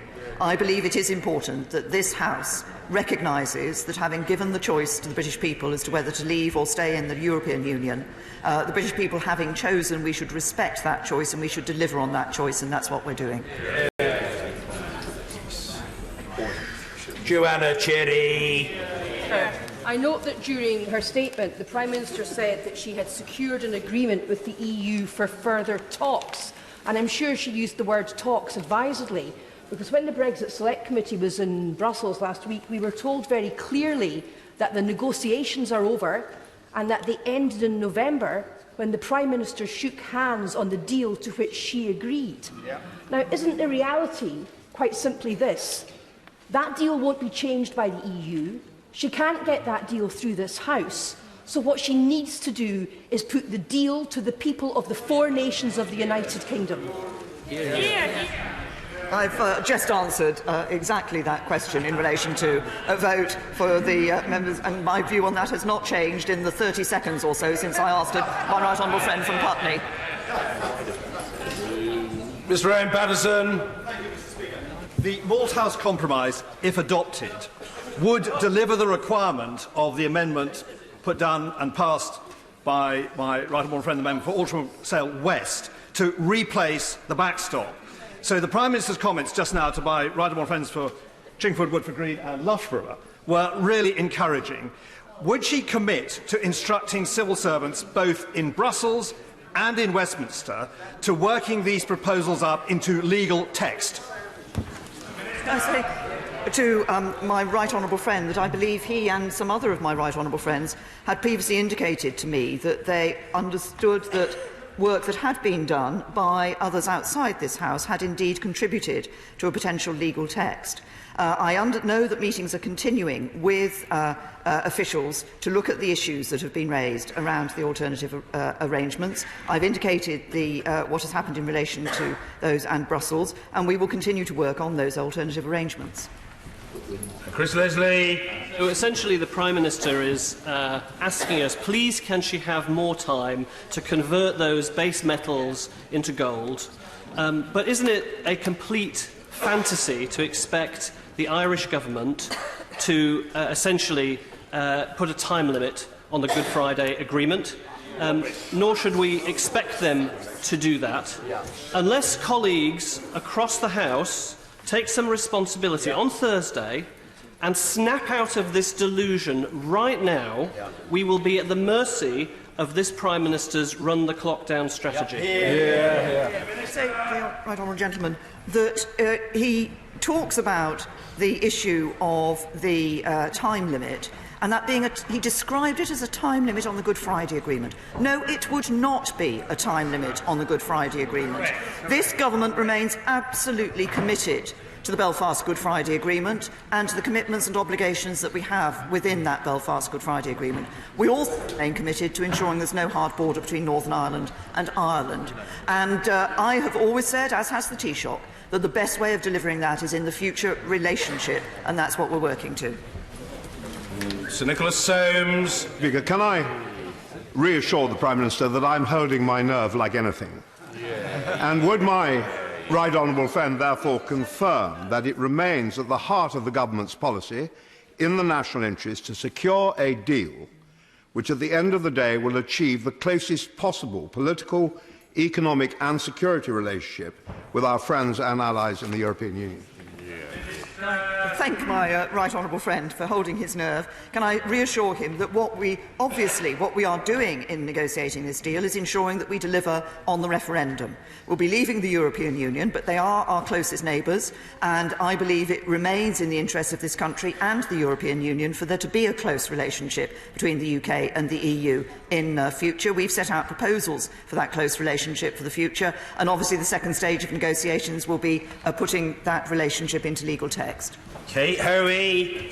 Speaker, the Prime Minister was quite right to rule out, again, staying in the customs union, which wasn't on either of the two main parties' manifesto. But do you think we might perhaps change the wording in terms of talking about no deal, the customs union? Changing the wording on no deal, because if we cannot get an agreement, then surely we can go over to WTO and use Article 24. It's not crashing out. It's not. People voted to leave. They didn't vote for a deal as such. They voted to leave, and we need to leave on March the 29th. can I say to the Right Honourable Lady, obviously she and a number of members of this House have raised the issue of World Trade Organisation arrangements. Of course, there are many parts of the world that we currently trade with on what are EU terms of trade rather than WTO terms, not just with the European Union. I continue to believe that the best route for this country is to leave with a deal, and that's why we're working so hard to get the changes this Parliament requested. Thank you, Mr. Speaker. Can I welcome the tone that the Prime Minister struck in her meeting with businesses in Northern Ireland last week, where she indicated that she would be seeking changes to the backstop rather than its wholesale replacement. And is it worth underlining again today the reason why that backstop is there, the important purpose that it serves, namely locking in something good amidst all of the other uncertainty that's going on? My right honourable friend makes a very important point. We all want to see the progress that has been made in Northern Ireland continuing, and actually the economic situation for people in Northern Ireland being enhanced and improved in the coming years. What happens at the border, the seamless border, is an important part of the progress that has been achieved, and I was pleased to be able to go to Belfast and reaffirm our commitment to the Belfast Good Friday Agreement, which is unshakable. There had been some concerns in Northern Ireland. I was able to allay those concerns. This government remains absolutely committed to the Belfast Good Friday Agreement and the progress that has been achieved in Northern Ireland following that agreement. Kendall. The Prime Minister rightly said that the political declaration isn't legally binding. So can she guarantee that she will still be in her job when our future relationship with the EU is finally agreed? And if not, why would any of us take any of her assurances? Because she won't be the Prime Minister who does the final deal. Can I say to the Honourable Lady that I am committed to ensuring that we are able to deliver on what we have in that political declaration, to negotiating a future relationship that actually delivers for the people of this country. And the Honourable Lady may shake her head on this point. It is important as we move forward that we are able to ensure that what is in that political declaration, there are elements of it that are still there for debate, and I recognise there will be rigorous debate on some of those elements. But what we want to do is ensure that when we come to the end of the implementation period, we have a future relationship that has that close economic and security relationship with the European Union. Sir Desmond Swain. Here. I hope that there isn't a special place somewhere in particular for those of us who take a rather literal interpretation of the word replace. Can I say to my right honourable friend, I think he's always held a special place in my estimation. And indeed in members across this House, and I wouldn't suggest that he would be going to any other special place. Patricia Gibson. Mr. Speaker, many of my constituents who live with serious health conditions are very concerned about disruption to the supply of medicines upon which they rely. Should doctors be writing prescriptions to permit patients to stockpile medical supplies, or can the Prime Minister today guarantee, a mere 45 days from Brexit, that there will be no disruption to medical supplies post-Brexit? I say to the Honourable Lady that we're working obviously with suppliers who provide medicines to the UK to ensure that there will be continuity of supply, that patients would continue to receive the medicines they need in all scenarios, including in no deal, so that patients will not need to and should not seek to secure and store additional medicines at home. And we've already agreed that medicines and medical products, including medicines you can buy in the shops, will be prioritised to ensure that the flow of all these products will continue unrestricted after 29th of March 2019. And my right honourable friend, the Health Secretary, has written to health and care providers in December about the preparations for no deal, and we've been discussing with the Scottish Government and the Welsh Government and the Northern Ireland Civil Service the arrangements that will pertain in those countries. Anna Seabury. Mr. Speaker, the Prime Minister tells us that she has a mandate to go back and renegotiate the backstop by virtue of the amendment that was passed on January the 29th. But, Mr. Speaker, by a bigger margin and on a cross-party basis, this place gave her another mandate, which was to take no deal off the table. So we have voted to reject her deal, and we voted to reject no deal. But instead, the Prime Minister not only is kicking the can down the road yet again, she again refuses to take no deal off the table. And this is in the face of the analysis and the advice of the civil servants who have informed the Cabinet, and they've debated, the profound bad consequences, in the words of the Business Secretary, the ruinous situation we would face in the event of no deal. Why and when, rather when will the Prime Minister publish that advice and that analysis so my constituents can understand why no deal is no option for this country? To my right honourable friend, she's right obviously in terms of the votes that took place in this House. I would refer her to the fact that in the amendment that was voted on a cross-party basis in this House, as put forward by my right honourable friend, by my honourable friend, the member for Altrincham and Sale West, that also referenced the fact that this House wanted to leave the European Union with a deal. That is what we are working for. But I repeat from my right honourable friend, you cannot just say that we don't want to have no deal. You can only ensure there is not a no deal situation by agreeing a deal. Laura Smith. A common external tariff would mean reduced friction in goods trade, which would be hugely beneficial for our manufacturing sector. A new customs union would achieve this and would not, as I understand it, prevent us from striking our own trade deals in services. So why then is the Prime Minister ruling out this alternative arrangement for the backstop? And why is she so confident that the benefits of setting new tariffs outweigh the negative impact of increased friction and costs throughout the supply chains? I have to say that I think the description that the Honourable Lady has given is not one that I recognise of the situation that she's put forward. If she cares to look at the political declaration, we actually make clear in the political declaration, we make clear in the political declaration the future relationship will have no tariffs, will have no quotas, will have no restrictions of that sort. And she says, well, why not a customs union? Because the customs union requires us not to be able to strike our own trade deals. The benefit of the deal that has been agreed, the benefit of the deal that the government first put forward, is that we achieve the benefits of no tariffs, no quotas, no restrictions, but at the same time as being able to negotiate our own trade deals. Mrs Anne Main. Thank you very much, Mr Speaker. My right honourable friend, the Prime Minister, has several times referred to having the need for legal certainty. And in response today from the Attorney-General to a question I asked on this very matter, he suggested that they were always willing to assist the House in being able to find out that legal certainty. Can I ask that any changes that are negotiated are brought back to the House and that the Attorney-General gives us the benefit of that advice, because the legal certainty is what is going to make many colleagues feel they can or cannot support something. Can I say to my honourable friend, I recognise the concern that honourable members have on this matter of the legally binding nature of any changes that are achieved, and of course the Attorney-General will make information available to this House to enable this House to take its decision. Caroline Lucas. Thank you, Mr Speaker. Well, the Prime Minister is happy to kick the can down the road for yet another 2 weeks. Over 3 million EU nationals are living in appalling uncertainty.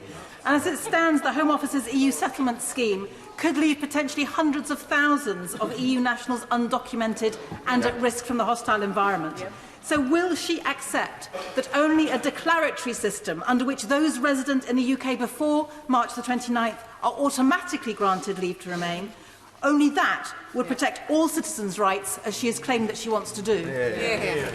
Honourable Lady, we have put forward a very sensible and reasonable scheme. We have said that we will guarantee rights for EU citizens here in the UK, even in the event of a no deal. So it isn't just something that would pertain in the event of a deal.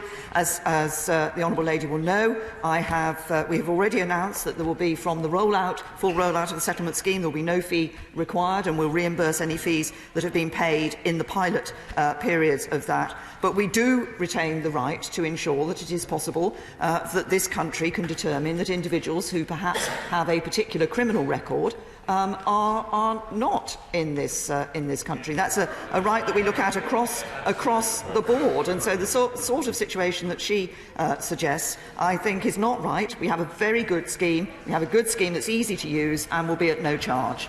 Graham. Mr. Speaker, I'm more optimistic than other members of the Brexit Select Committee. I believe that the EU can and will agree to make legally binding changes that enable the Attorney-General to give revised advice on our not being tied indefinitely into a customs union and against our will. But if my right honourable friend comes back to the House with these changes, at that stage, surely it is all of our responsibility as MPs to support the bill, get the business done and accept responsibility for that. Does my right honourable friend agree that any attempt to pre-position ourselves as members blaming the EU for no deal would be an absolutely severe dereliction of duty? I certainly agree with my honourable friend that at the point at which a meaningful vote is brought back to this House, it will be the responsibility of every member of this House to determine their vote according to the nature of that deal and, of course, according to the views that they feel about no deal. And it is the case that the only way to avoid no deal, other than, I'm sorry, Mr. Speaker, I may inadvertently have misled the House myself earlier when I said the only way to avoid no deal was to agree a deal. Of course, it is possible to avoid no deal by staying in the European Union, but we're not going to do that.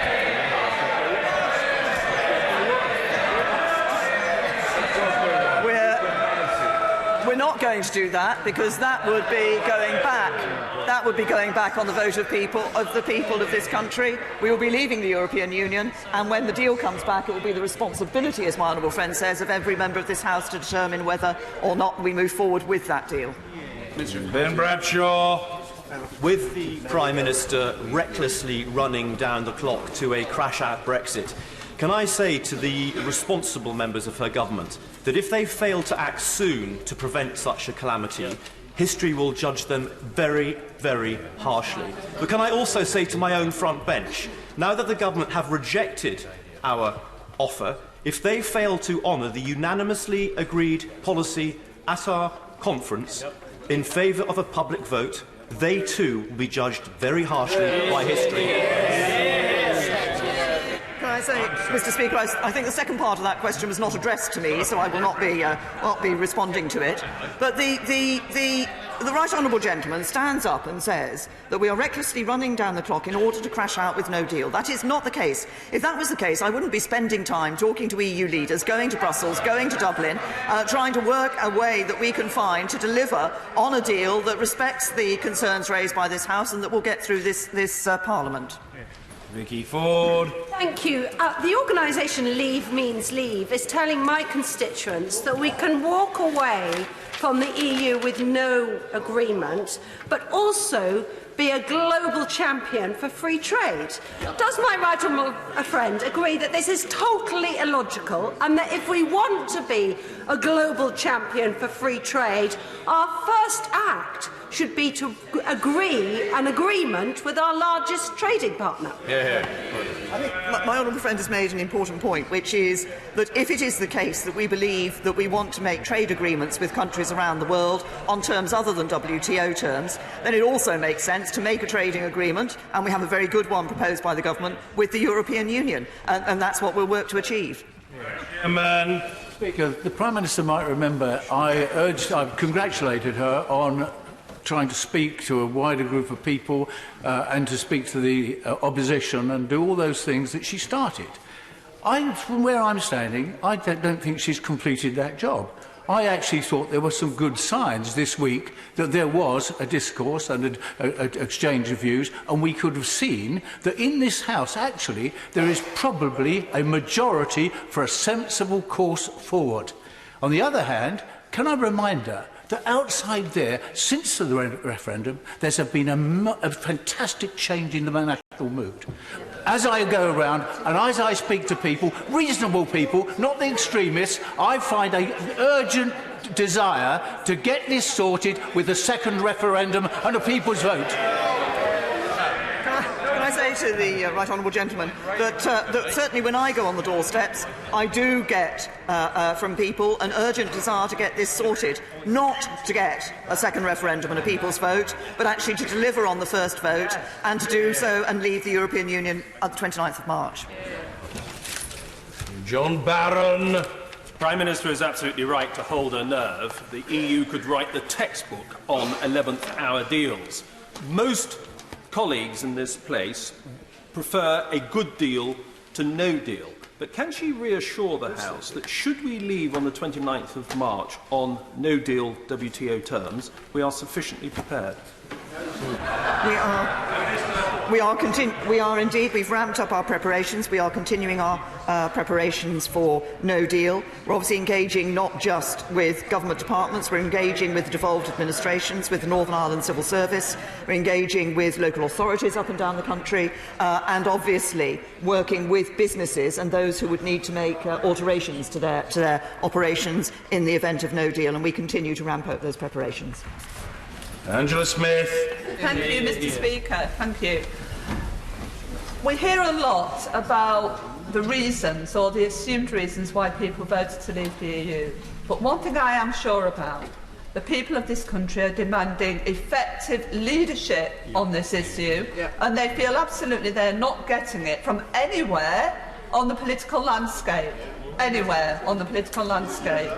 Can I ask the Prime Minister, if her attempts to keep her party together by getting the ERG on board fail, will she accept at that point the need to build a consensus properly across the House, and that the easiest way potentially of reaching that consensus will be to get her deal over the line as it stands now by accepting the case for putting it to the people for ratification? I say to the Honourable Lady that I think she and I do have a different view in relation to a second referendum. As I've expressed earlier, I think it's important that we deliver on the first the referendum that took place in 2016.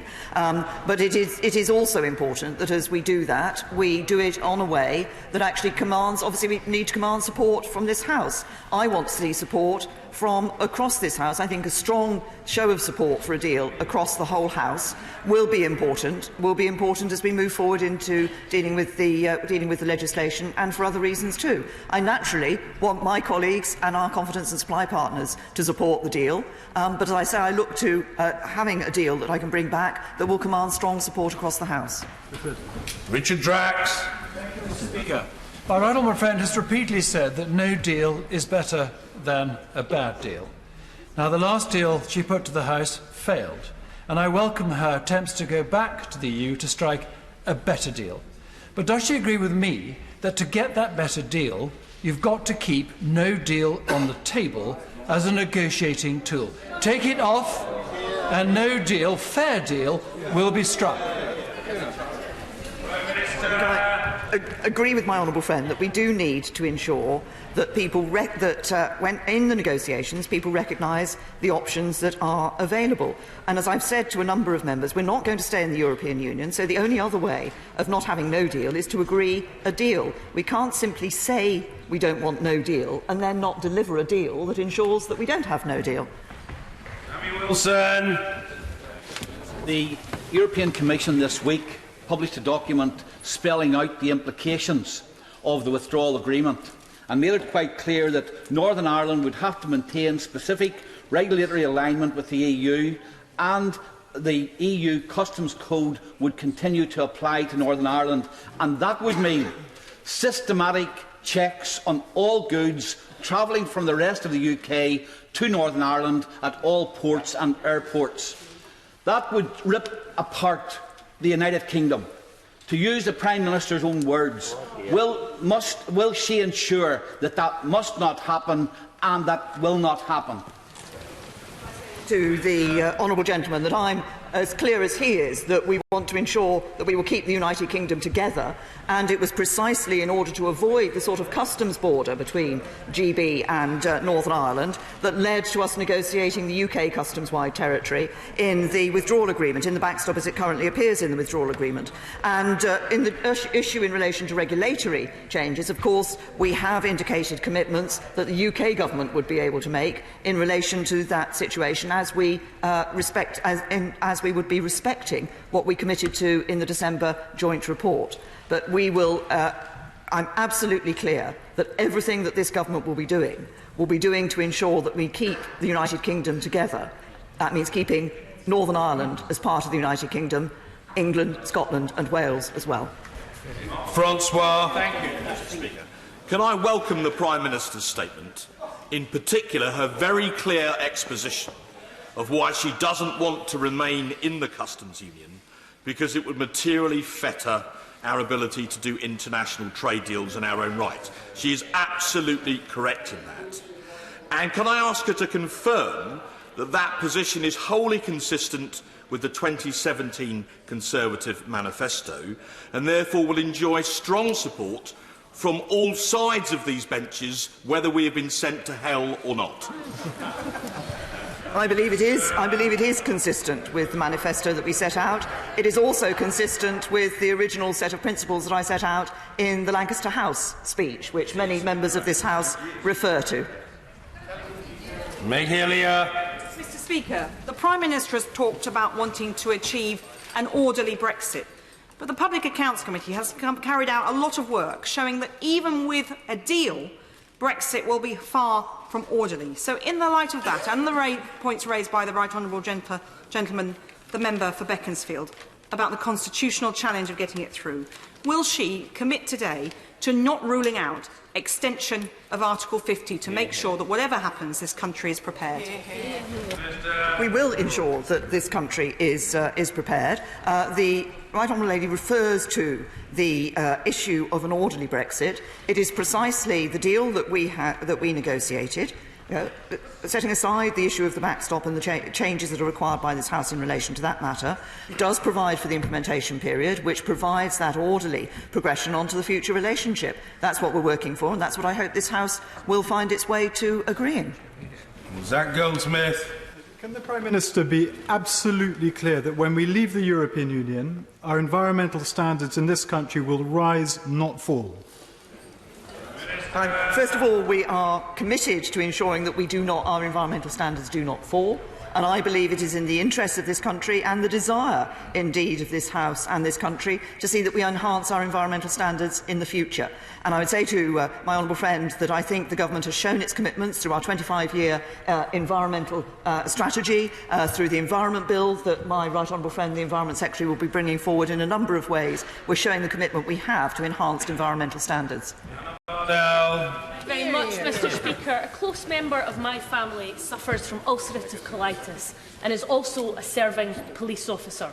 They have been told that they may not be able to access the medicine that they need to keep them well on a day-to-day basis.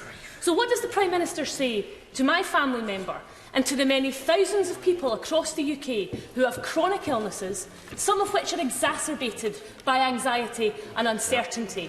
As she recklessly goes towards a no deal by threatening members, she needs to think again. What impact assessment has she done for people like my family member suffering from chronic illness? Can I say to the Honourable Lady, she raises a point which was raised by one of her honourable friends earlier, and I responded to that by making absolutely clear the work that we've been doing with suppliers of medicines to ensure that there will be continuity of supply and that patients will continue to receive the medicines they need in all scenarios, including in a no-deal scenario. And I also say to the Honourable Lady that when we are able to bring a deal back that deals with the issues that have been raised by this House, she and every member of this House will have the responsibility of determining whether they want to leave the European Union with a deal or without a deal. Martin Vickers. Mr. Speaker. One of the opportunities to boost our coastal communities post-Brexit is the establishment of free ports, something that port operators will not consider whilst we are members of the Customs Union. So I welcome my right honourable friend's reaffirmation that we will indeed be leaving the Customs Union. Can she give an absolute assurance that she will not concede further on this with any future customs arrangements that she may negotiate, so that we can move ahead to establish free ports? So I know my honourable friend has had a great interest in free ports for some time and has been promoting the concepts of free ports, and it's one that is shared, I know, by our mayor up in Tees, Ben Houchin, in relation to this issue. And this is one of those interesting areas. There are, I think, issues that always need to be addressed in relation to free ports, but it is an interesting issue that we would want to be looking at. Catherine McKinnell. Speaker, in her statement on the 21st of January, the Prime Minister told those in the House that she would look for further ways to engage with regional representatives in England. Last week, in response to a written parliamentary question from me, she said this wouldn't happen until the next phase. So, in other words, after we have left the EU. How does the Prime Minister expect to build support across the House when she shows this level of contempt for those regions of this country that will be worst affected by it? I say to the honourable lady that that is not the case. And I would just gently remind her that members of this House represent all parts of the United Kingdom. We are talking with trade unions, we're talking with businesses about the impact of decisions that are being made on parts of the United Kingdom. As I indicated in my statement, what we want to, I committed when I became Prime Minister to a country that works for everyone. That's what we continue to work for. Thank you, Mr. Speaker. Is it not the case that there is a precedent in the EU for member states which have been unable to ratify a treaty because of a democratic decision taken in their own country to go back to the EU and secure important changes? One country did so, having failed to agree the Lisbon Treaty through a referendum, and secured legally binding changes by way of a protocol. The EU agreed those, and that country was Ireland. My right honourable friend is absolutely...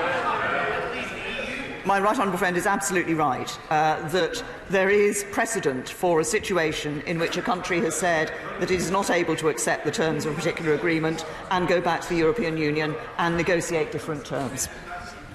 Ah, yes, the President of the NATO Parliamentary Assembly, President Moon.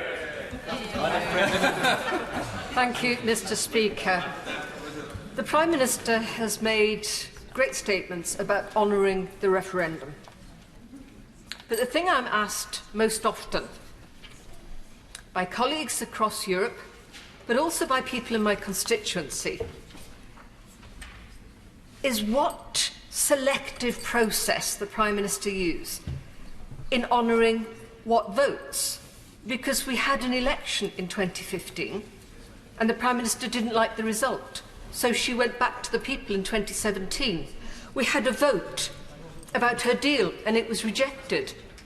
Now we're having to look at it again with small alterations. We voted against no deal, and yet the Prime Minister is not implementing that. So how do voters in my constituency, how do people across Europe who watch what happens in this House have any trust in that whatever deal is put on the table will be binding for the future and won't be altered should the UK leave the European Union? Can I say to the honourable lady that at the 2017 general election, 80% of the people who voted for parties who were committed to honouring the result of the referendum and taking Britain, the United Kingdom out of the European Union. And that's exactly what we as government are working to do. And she again makes reference to this issue of no deal and not having a situation of no deal. You can't simply take no deal off the table. As I said, if you're not going to stay in the European Union, the only way to ensure that there is not a no deal is to have a deal. Nigel Evans. Thank you, Mr. Speaker. Surely the backstop has become a sort of unnecessary nightmare for all of us because we don't know what the future trading relationship will be between the UK and the EU 27. So if Brussels dig their heels in on not giving the small concession the Prime Minister is seeking, would she seek to go into an implementation period post-March the 29th for the 20-month period, in which time we can then negotiate the future trading relationship? I thank my right honourable friend. We will, of course, we will indeed, I think, have an opportunity during that implementation period to negotiate the details of that future trading relationship. I expect that to be done by December 2020, such that then we are able to put that future relationship into place. Jay Swinson. Thank you, Mr. Speaker. I was glad the Prime Minister mentioned her support for the Liberal Democrat policy of shared parental leave. Yeah. But does she remember, as I do, her Conservative colleagues who fought tooth and nail against it? Does she remember the Beecroft report, an extensive Conservative assault on workers' rights stopped by the Lib Dems? Outside of the EU, there is nothing to stop a future Conservative Prime Minister tearing up her legal commitments. There is no Brexit that can guarantee workers' rights, and that is why we need a people's vote. Can I say to the right honourable lady that we are giving those commitments in relation to workers' rights? Can I also say to the right honourable lady, actually I was the person within the Conservative Party who ensured the Conservative Party's policy was for flexible working for all and for shared parental leave. Sir David Evernett. Mr. Speaker, can I welcome my right honourable friend's statement today and pay tribute to her determination and commitment to get a good withdrawal deal and to ensure that we leave the EU on the 29th of March. Does she appreciate the strength of feeling in my constituency against the backstop proposal and confirm she has listened to those concerns and will continue to pursue a real and constructive change in these arrangements? I can give my honourable friend that assurance. I've heard the message clearly that Parliament gave in relation to the backstop, and we are working for those legally binding changes that this Parliament wishes to see. Stephen Kinnock. Thank you, Mr. Speaker. The Withdrawal Agreement Implementation Bill is legislation of the highest political, legal and constitutional significance. It's absolutely vital that this House has sufficient time to debate and scrutinise it. It would be a constitutional outrage if that were... Bill, and I can assure the honourable gentleman that the House will have sufficient time, I believe, to scrutinise that bill. Jolly Elphick. Mr. Speaker, would the Prime Minister agree that talking about helping left-behind areas is not something that should be seen as a tactical matter to get through the withdrawal agreement, but it should be at the very heart of what this government is about, promoting a renaissance of the regions as part of building Brexit Britain? And that means every region, including coastal towns like Dover and Deal that I represent. My honourable friend's made an important point. When I stood on the steps of Downing Street the first day I became Prime Minister, I was very clear that I wanted to ensure that we worked for those communities who did feel that they were left behind, who did feel that they hadn't achieved the benefits that they'd seen some other parts of the country have. And that does mean certain parts of the country. It also means certain types of town, like coastal towns like Dover and Deal that my honourable friend represents and champions so well. Stella Creasy. Thank you, Mr. Speaker. In the statement the Prime Minister has given today and the lack of concrete progress, it feels as if the Prime Minister is purposefully making Parliament hit its head against a brick wall in the hope that when we stop, we might feel better. We are less than 45 days away from exit day, and yet the Prime Minister is picking and choosing which of the directions from this House that she listens to. This House overwhelmingly said it wanted to reject no deal. Please, Prime Minister, stop being so stubborn and focusing on buying fridges and fantasy ferries, and at least admit that extending Article 50 would help this House take back control. What this House voted for was an amendment which confirmed avoiding a hard border between Northern Ireland and Ireland, confirmed that this House wished to leave with a deal, and confirmed the issue that needed to be addressed for this House to agree a deal, and that was the issue of the backstop. Greg McKinley. Mr. Speaker, I visited Brussels last week as a member of the Brexit Select Committee, and we met Martin Selmayr. Now, whether I believe him or not is another matter, but he explained to us that he could see no reason why the Commission would ever want to use the backstop. 2 weeks ago, in the government supporting the Brady Amendment, I have to assume the government doesn't want the backstop. Parliament doesn't want the backstop. The Northern Ireland public and the public across the rest of the UK don't want the backstop. Could I ask my right honourable friend, why is it still there? Well, can I say to my honourable friend, nobody wants to use the backstop. The reason the backstop is there is that it is the guarantee that there will be no hard border between Northern Ireland and Ireland in the circumstances in which the future relationship has not come into place at the end of the implementation period. Now, there is an alternative that is available within the withdrawal agreement, which is that a further extension of the implementation period. There are pros and cons in both of these positions. Of course, we want to see change to the backstop. But there are issues around the fact that in an implementation period there would almost certainly be a request for money, which doesn't occur in relation to the backstop. But it's there as that guarantee. It's like an insurance policy. You take it out, but you never want to have to use it. Jim Shannon. Mr Speaker, a recent national opinion poll in Northern Ireland stated that 60% of those polled were clearly against the backstop, a majority of opinion.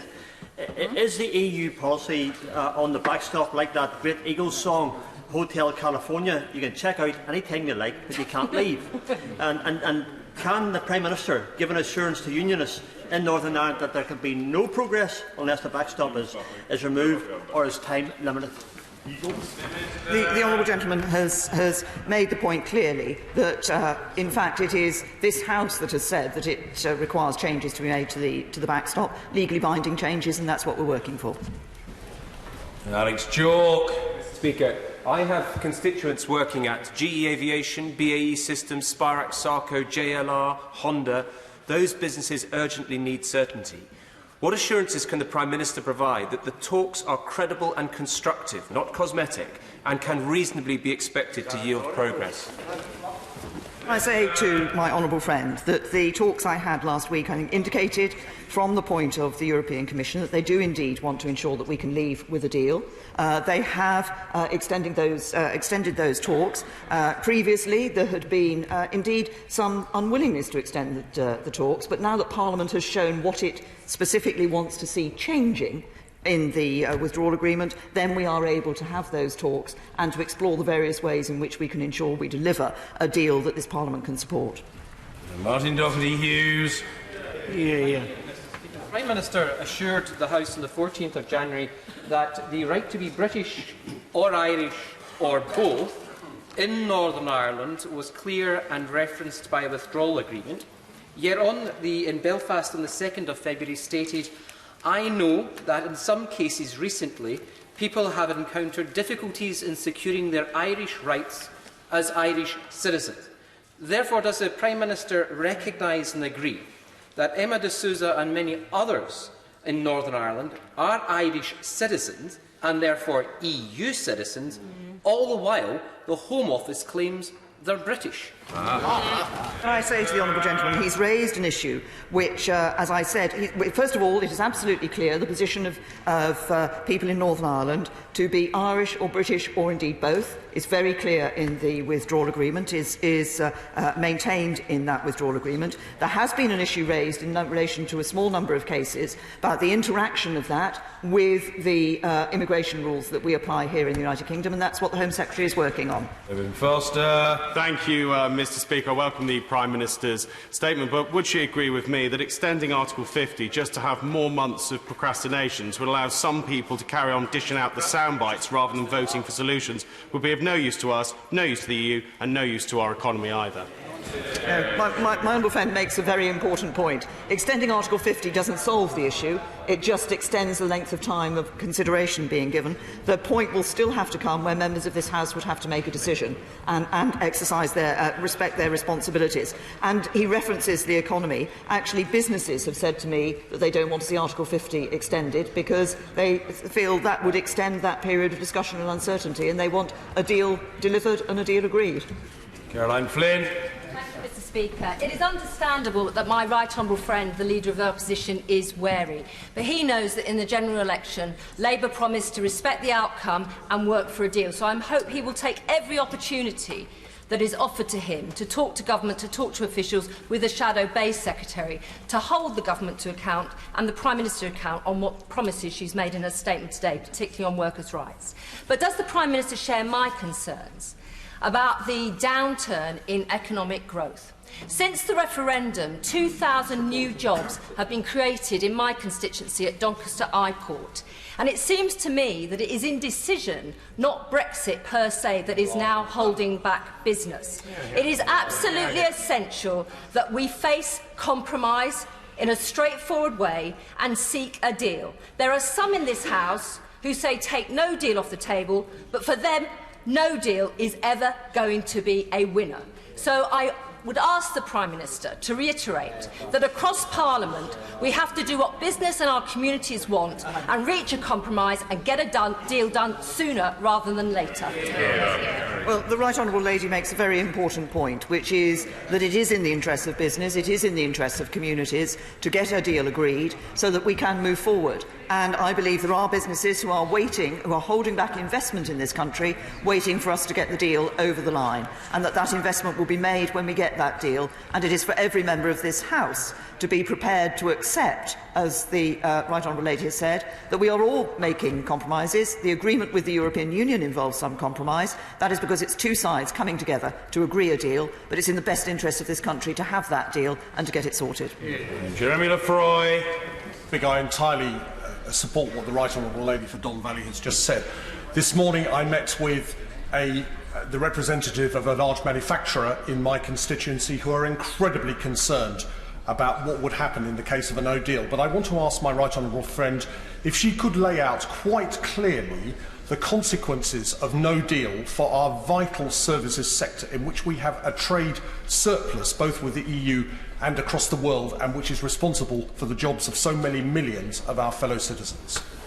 Well, there is absolutely no doubt that no deal, of course, would have an impact on our economy. I think in the longer term we would be able to recover from that impact. There obviously have been a number of academic studies and others that have set out and made assessments of the impact of no deal. I believe obviously, as my honourable friend has said, the services sector is very important for us. That is why I believe the proposals that we have in the political declaration, the deal we have in the political declaration, which gives us that flexibility in terms of developing our services, including financial services, is so important for the future. Catherine West. Brexit has evoked many emotions: anger, sadness, and last week the Prime Minister was in Ireland. Does the government care about breaking Irish hearts? Well, can I say to the Honourable Lady that when I was in Ireland and met with the Taoiseach, we were discussing not only the issue of the backstop and getting a deal with the European Union such that we can get that deal agreed through Parliament, but also the future relationship between the UK and Ireland.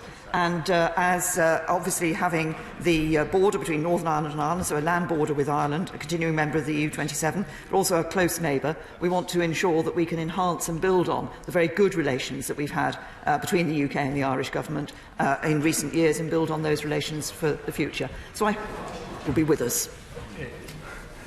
Carol Monaghan. Mr. Speaker, political leaders across Europe have been unanimous in stating that the Prime Minister's deal, the deal that was overwhelmingly rejected by this House, was the only deal possible because of the Prime Minister's own red lines. So we're now in the terrifying situation that in 45 days we could crash out with no deal.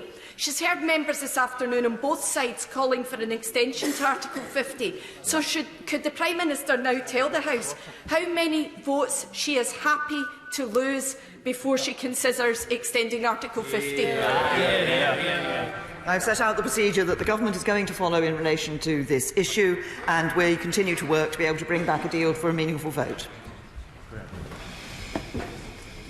Toby Perkins. Very much, Mr. Speaker. The Food and Drink Federation today have said that the industry faces its biggest catastrophe since 1939 if we were to leave without a deal, and yet the government still haven't even reached a deal that we can agree on here, much less take it to Europe. How do I justify to my constituents with all of that why this Parliament shut at 3:27 last Wednesday because the government had literally nothing for MPs to discuss? say to the honourable gentleman that, of course, Parliament is more than many things happen in Parliament and take place in Parliament, which is not just in this chamber. But can I also say that the honourable gentleman might wish to point out to his constituents that the government has taken the decision of not enabling the honourable gentleman to have a recess next week because there is business for this Parliament to do, and we will be doing that business. Mr. Carmichael. Thank you, Mr. Speaker.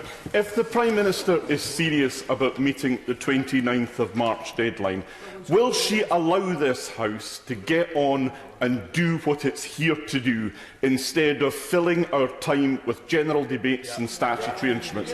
If we're coming back next week instead of recess, will we deal with the Agriculture Bill, the Fisheries Bill, the Immigration Bill, the Financial Services Bill, the Healthcare Bill, or will we ever see the Withdrawal Agreement Bill? Mr. Speaker, if we are to leave on the 29th of March, these matters will all have to be dealt with here and in the other place.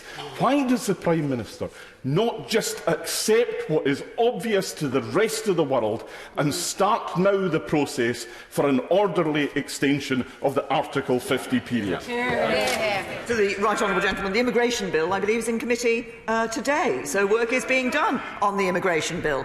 Yes, he says it's in committee. That's the normal procedure of the House of Commons, that having had a second reading, it goes into committee. Can I also say to the right honourable gentleman that next week there will indeed be many statutory instruments that relate to Brexit that are important preparations for this House to make. And he talks about bringing forward a withdrawal agreement bill. We can't have a withdrawal agreement bill until we have a withdrawal agreement, so I assume if he wants the bill, he's going to support the withdrawal agreement. McCarthy.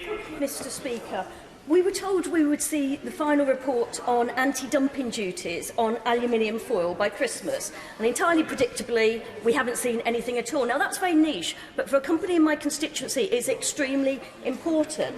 And it's just one example where businesses are being left in a state of hopeless uncertainty because of the government's failure to prepare for Brexit. Isn't it time that, rather than letting businesses continue in this state, the Prime Minister announces that she will extend Article 50? Minister. As I've just indicated, actually, there are businesses that are saying to me that Article 50 extension does not solve the problem for them, in that what they want to see is a deal agreed by this Parliament, and then a deal that's been negotiated with the EU, agreed by this Parliament, and then being able to being put into place. Chris Stevens. Bring the Prime Minister back to the section of the statement on workers' rights. She'll be aware that currently the European Parliament and the European Commission are negotiating for better and stronger workers' rights on workers in the gig economy and for working parents, which are far better and stronger than those found in the current UK Government's Good Work Plan. So can I ask the Prime Minister, if Europe agrees to those new regulations, that the UK Government will implement them for working people in the United Kingdom?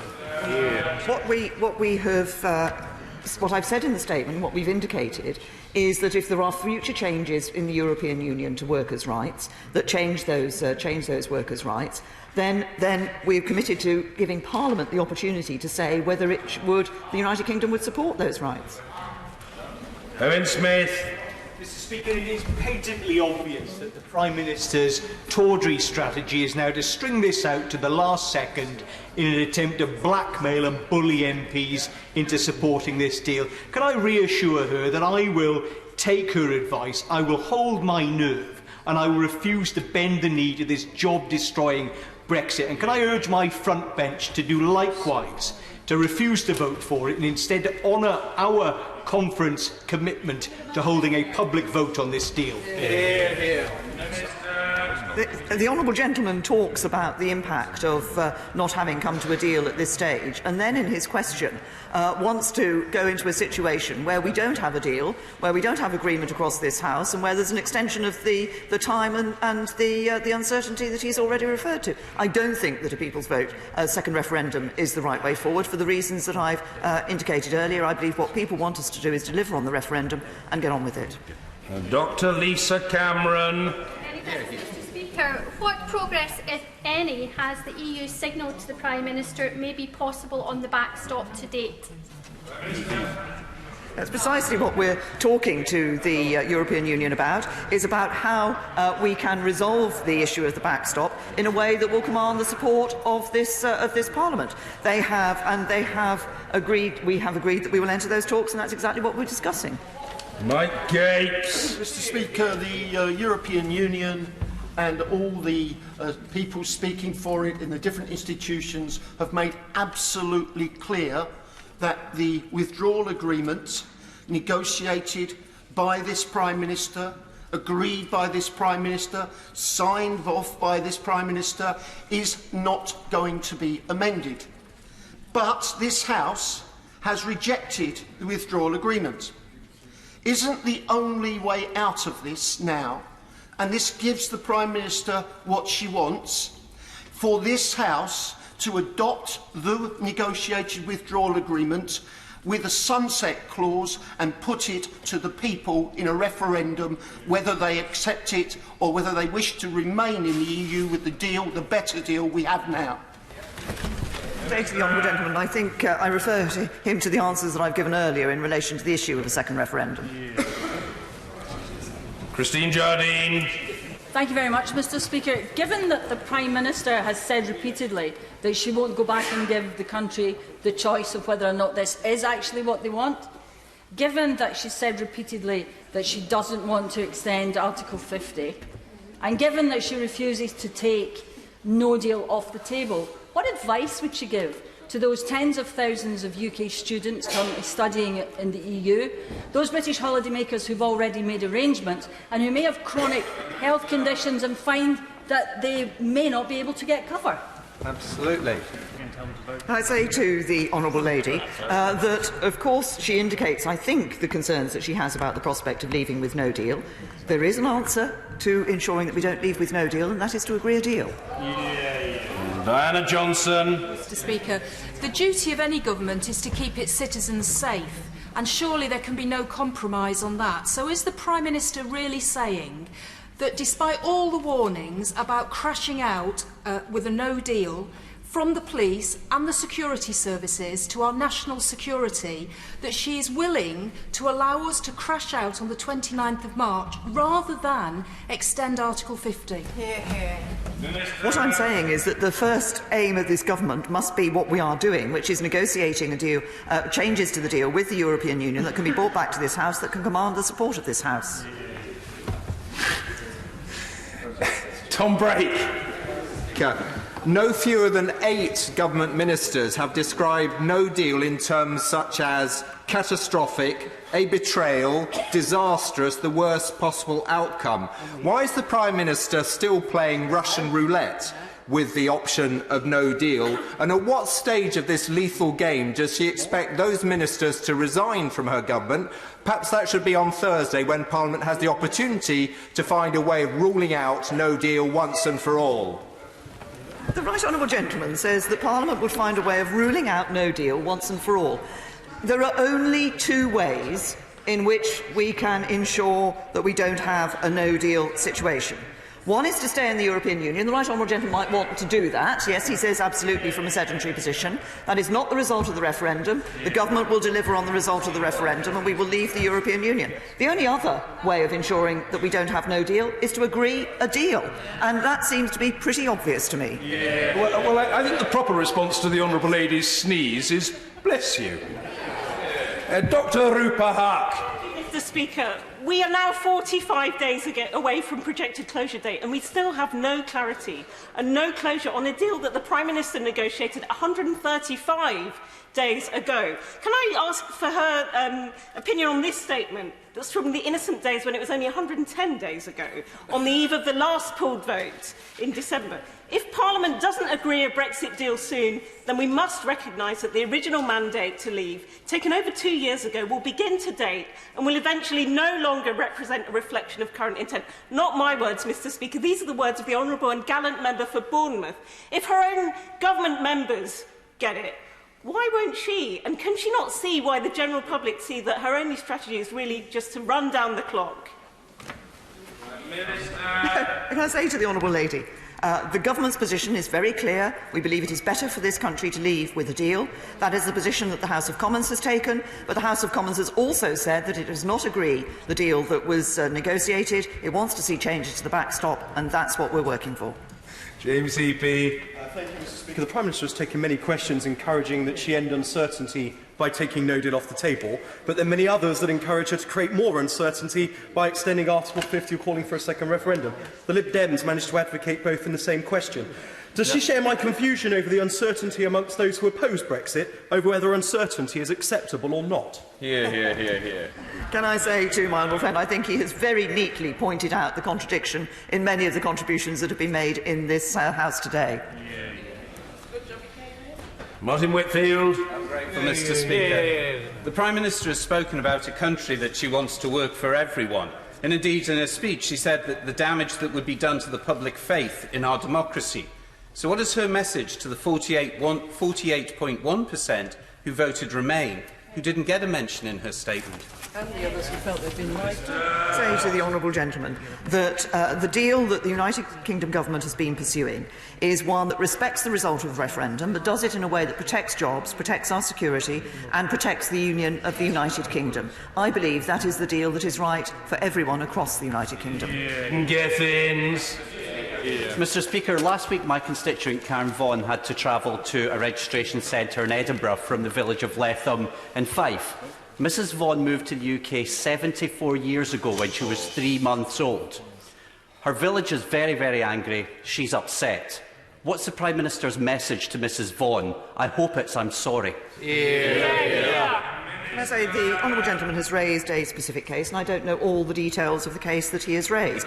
If he is reflecting the fact that we are saying that those who are European Union citizens, in order to ensure that they have the verification of their position here in the European Union, should apply under the EU settlement scheme, then I believe it is the right approach that the government is taking. We are making that an easy scheme for people, and as he knows that I have said that from the national rollout of that scheme, then there will be no fee.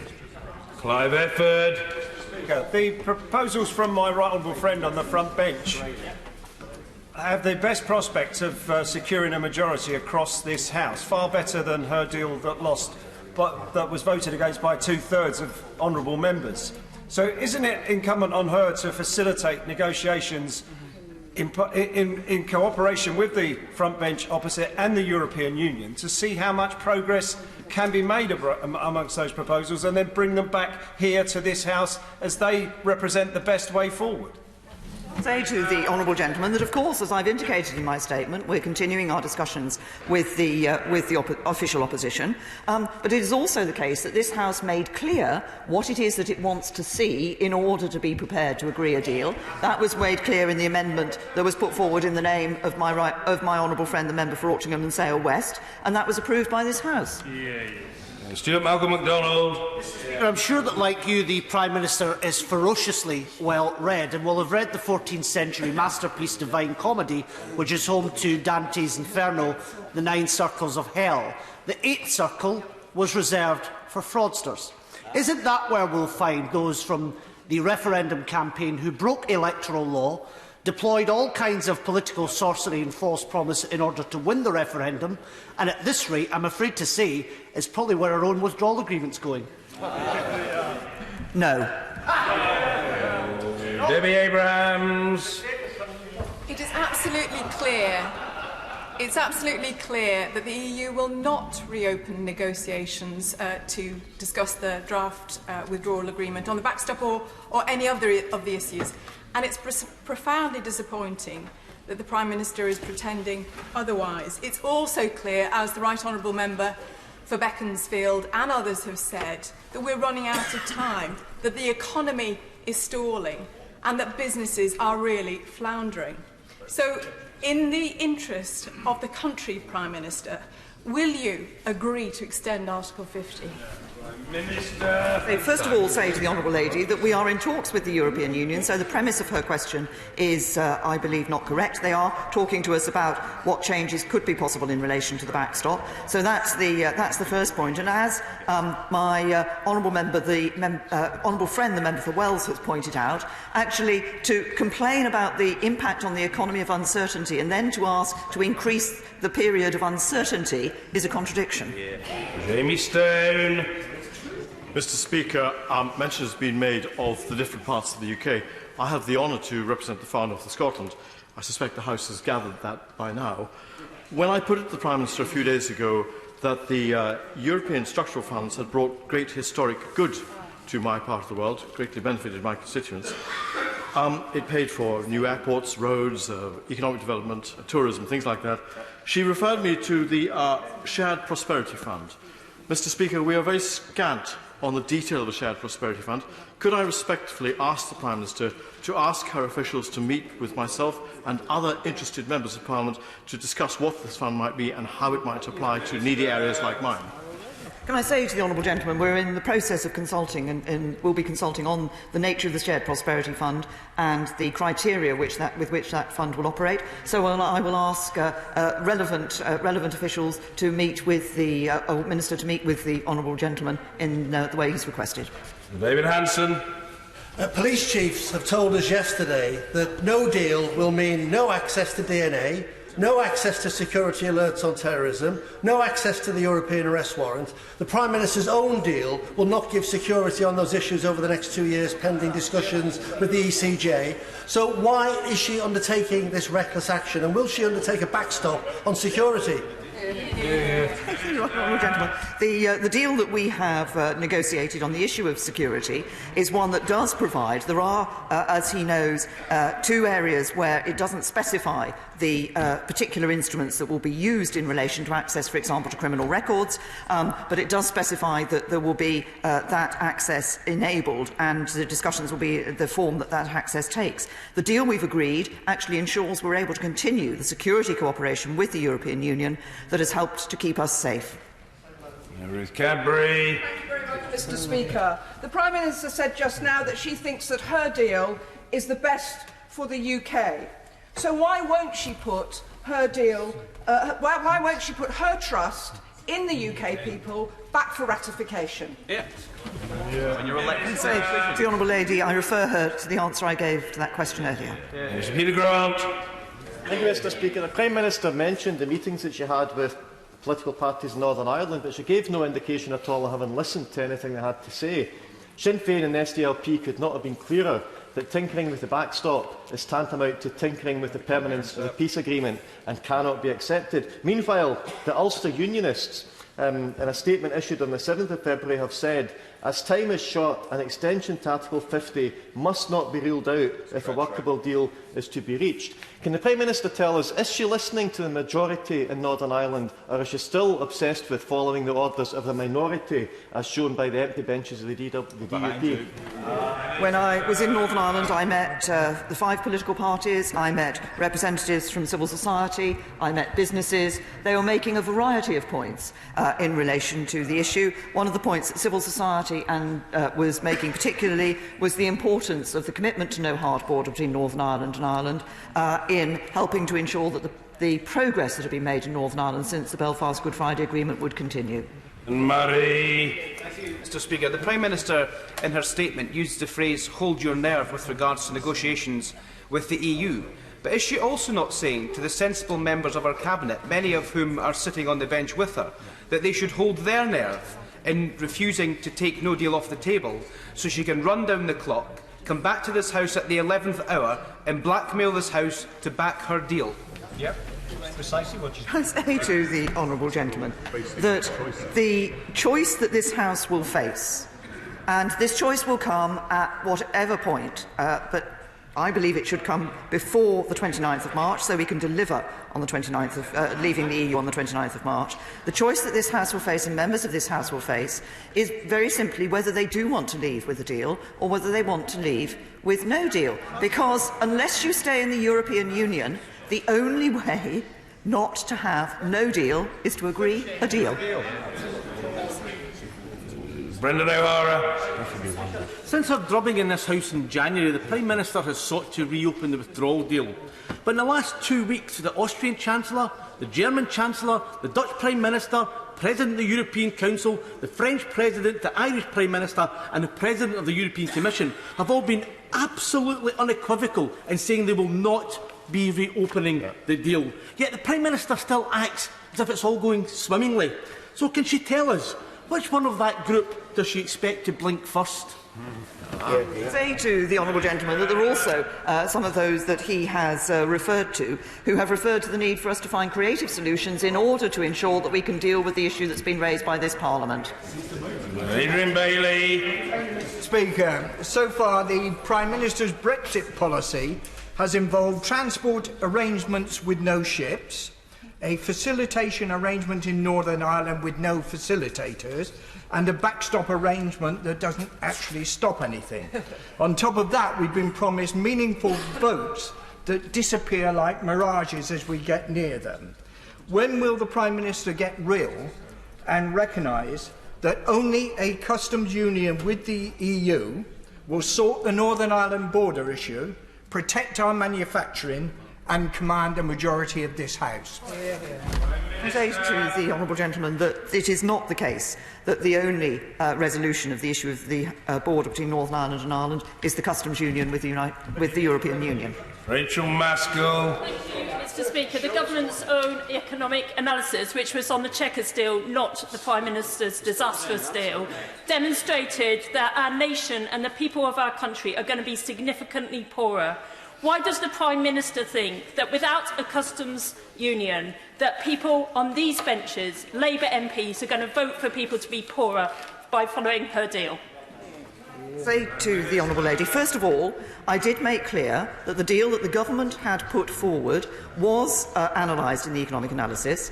We recognise that the political declaration that is part of the vote that took place in the House of Commons did not analyse the political declaration. There wasn't economic analysis of the political declaration because there are elements of that that are not yet tied down and agreed. However, variations were indicated within the economic analysis. A mid-term variation was in relation to friction at the border, was indicated. What can I say to the honourable lady? That it is not the case that we will, leaving the European Union, where the analysis shows that leaving the European Union and the deals that are proposed would leave us poorer than we are today. What it does show is differences in the growth in the economy under the various deals, but we're leaving the European Union, compared to staying in the European Union, but we're leaving the European Union. And the analysis showed that the deal that the government had proposed was the deal that was best for respecting the referendum and protecting jobs in the economy. Geraint Davis. Mr. Speaker, the Prime Minister is offering a choice between being shot in the head with a no-deal Brexit or shot in the foot with her Brexit.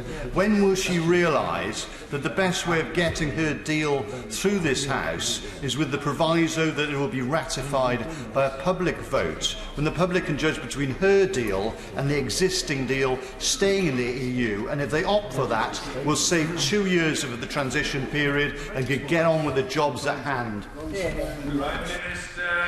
I'm not quite sure what timescale the honourable gentleman thinks he would save by having a second referendum, because that in itself would take considerable time to take through this House and to put in place. But I will respond to him in the way that I've responded to others. I do not believe it's right to have a second referendum. I believe it is right to deliver on the result of the 2016 referendum. Mr. Speaker, the Prime Minister could achieve a majority in this House if she were just to recognise the scale of the defeat that she had on her deal recently and bring forward an amendment to her red lines on a customs union with British sea and trade deals. That would be the way to break the impasse, but she doesn't seem to be prepared to do that because it would break her own party in the process, so it's party before country. But she's also presenting a false choice to Parliament by saying that it's a choice between a deal or crashing out with no deal. We know for a fact that the Prime Minister has the option if it came down to the wire, the last 24 hours, that she could revoke Article 50 and stop the clock to save us from a disastrous no deal. If it came to it, would the Prime Minister do that?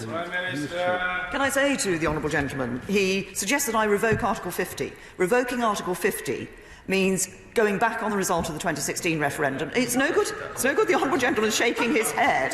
What the European Court of Justice made clear in its determination was that it was open to an individual member state to themselves request a revocation of revoke Article 50, but that meant actually staying in the European Union. Of course, B for Brown comes before G for Grey, but on the other hand, A for Airdrie comes before K for Kilmarnock. Mr Neil Gray. Thank you, Mr Speaker. The Prime Minister asked us to hold our nerve and essentially to trust her, but doesn't she have a nerve in asking us to support her plan when it's been her plan, her deal, her intransigence for 30 months that has got us into the mess? And how can we trust her when she continues to run down the clock by wasting her time this week and next by retabling a motion from last month, and she continues to gamble a no deal in front of us in order to put her party, her position, ahead of the people? What the government is doing is taking the instruction of this Parliament, which was to get changes to the withdrawal agreement, get changes to the backstop, so that this Parliament can agree a deal. That's what we're working on, and that's what we're determined to deliver. Yes, indeed. Mr Alan Brown. Thank you, Mr Speaker. On the trust me and hold our nerve theme, let's look at the no-deal preparations in terms of ferry contract. Using the emergency procedure exemption for direct awards to the ferry companies in breach of European rules. An award to a ferry company with no ships and negative assets. Yesterday at the dispatch box, the Transport Secretary said, "Don't worry, it hasn't cost taxpayers money." We now learn there's been up to £800,000 spent in external consultants. And at the dispatch box, the Transport Secretary ducked issues about legal challenges whilst the Department was in court. Will she sack the Transport Secretary, or is that the general level of competence of this government that we're supposed to have trust in? No, and can I point out to the honourable gentleman, he talks about monies that have been spent. Money was indeed spent on securing all of the contracts that were let. That was third-party due diligence was properly carried out, and it would have been carried out regardless of who the agreements were entered into with.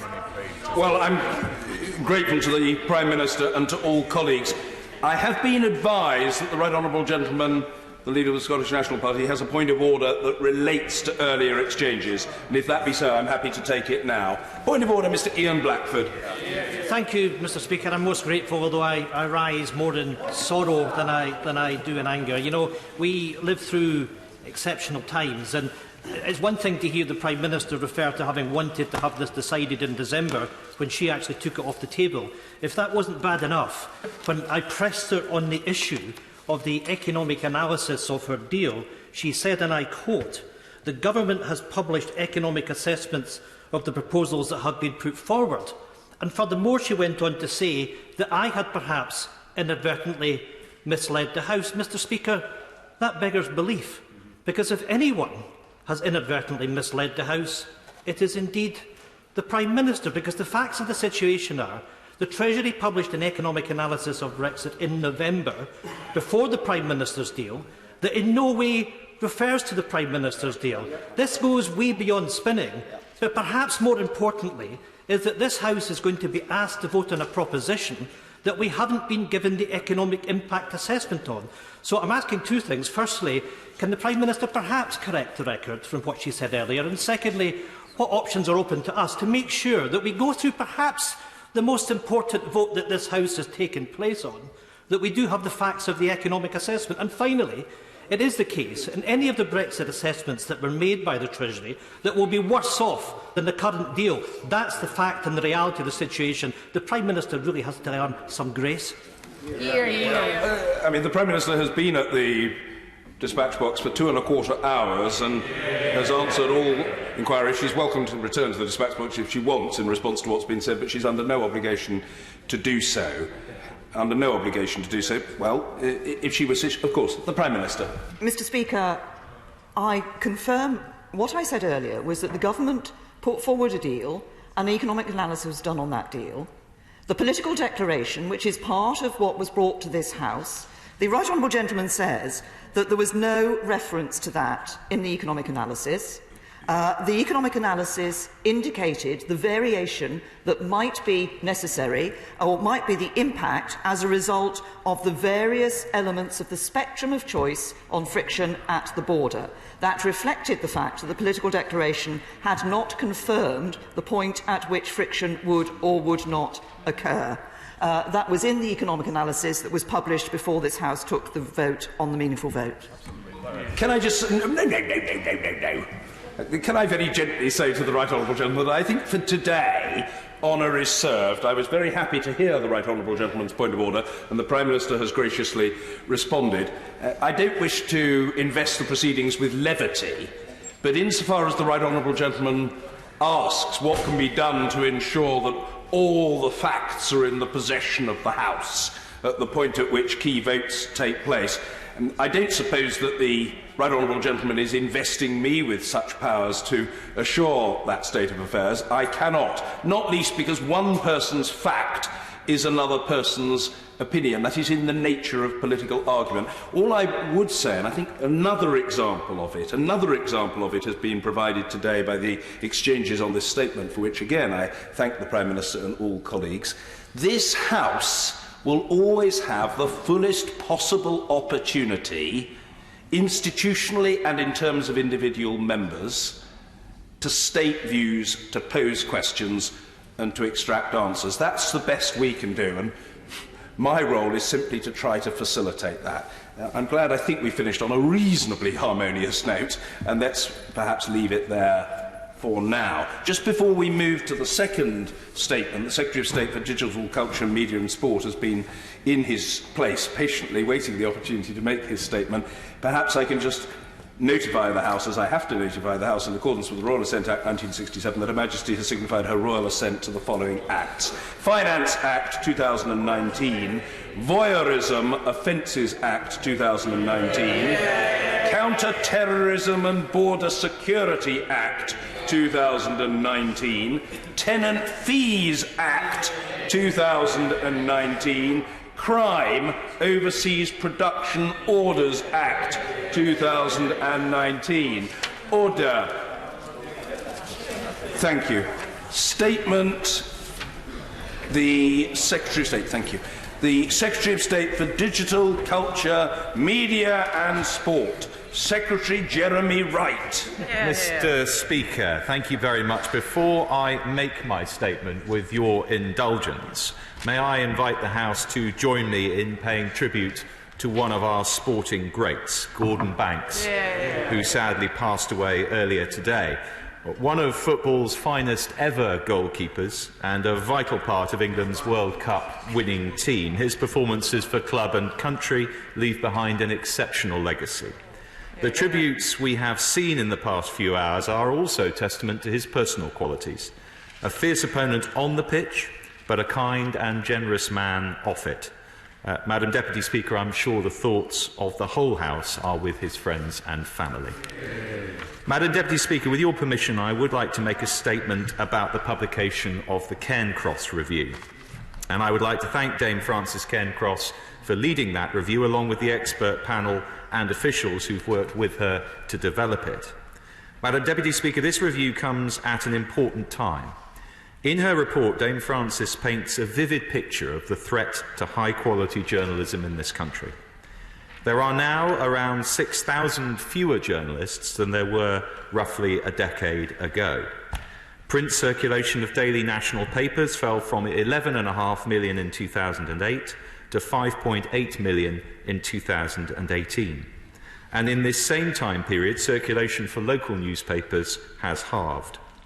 As the review makes clear, there are many reasons for this, but the main driver is a rapid change in how we consume content.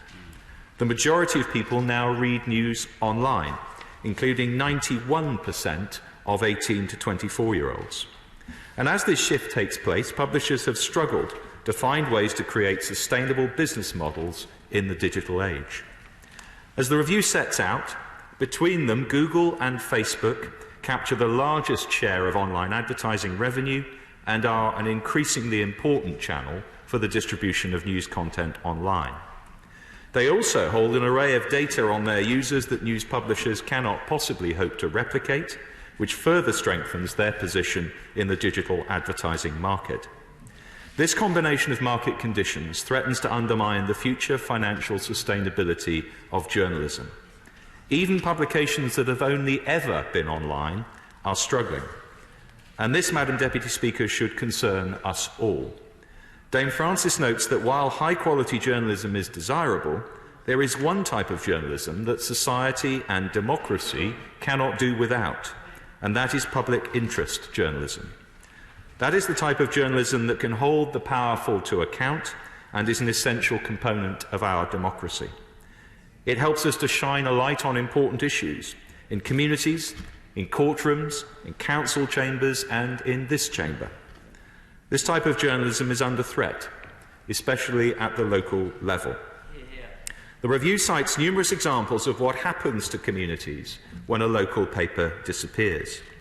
So Dame Francis' report comes at a vital time, and I welcome her focus on public interest journalism.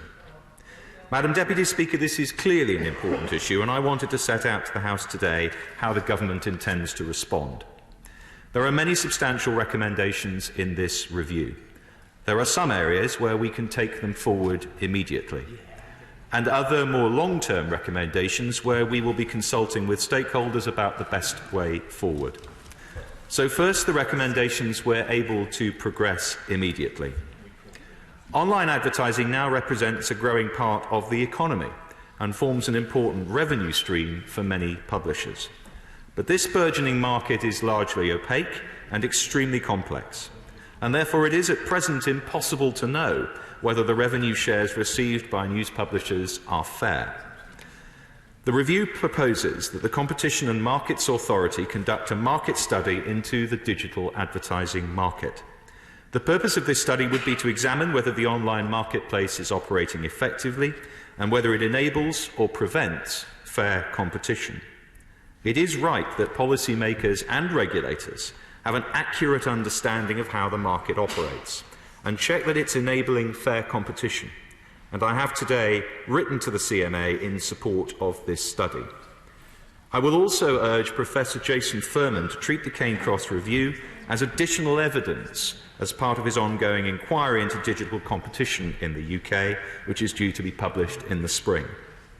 I also recognise that online advertising has given rise to a wider set of social and economic challenges, and so my department will conduct a review on how online advertising is regulated. Mr. Speaker, the Cairncross Review also cites concerns from publishers about the potential market impact of the BBC on their sustainability. They argue that the BBC's free-to-access online content makes it harder for publishers to attract subscribers. The review also questions whether the BBC is straying too far into the provision of softer news content, traditionally the preserve of commercial publishers, and suggests this might benefit from the scrutiny of Ofcom.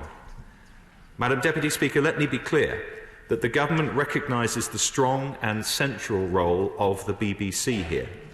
As the review states, and I quote, "The BBC offers the very thing that this review aims to encourage, a source of reliable and high-quality news with a focus on objectivity and impartiality and independent from government."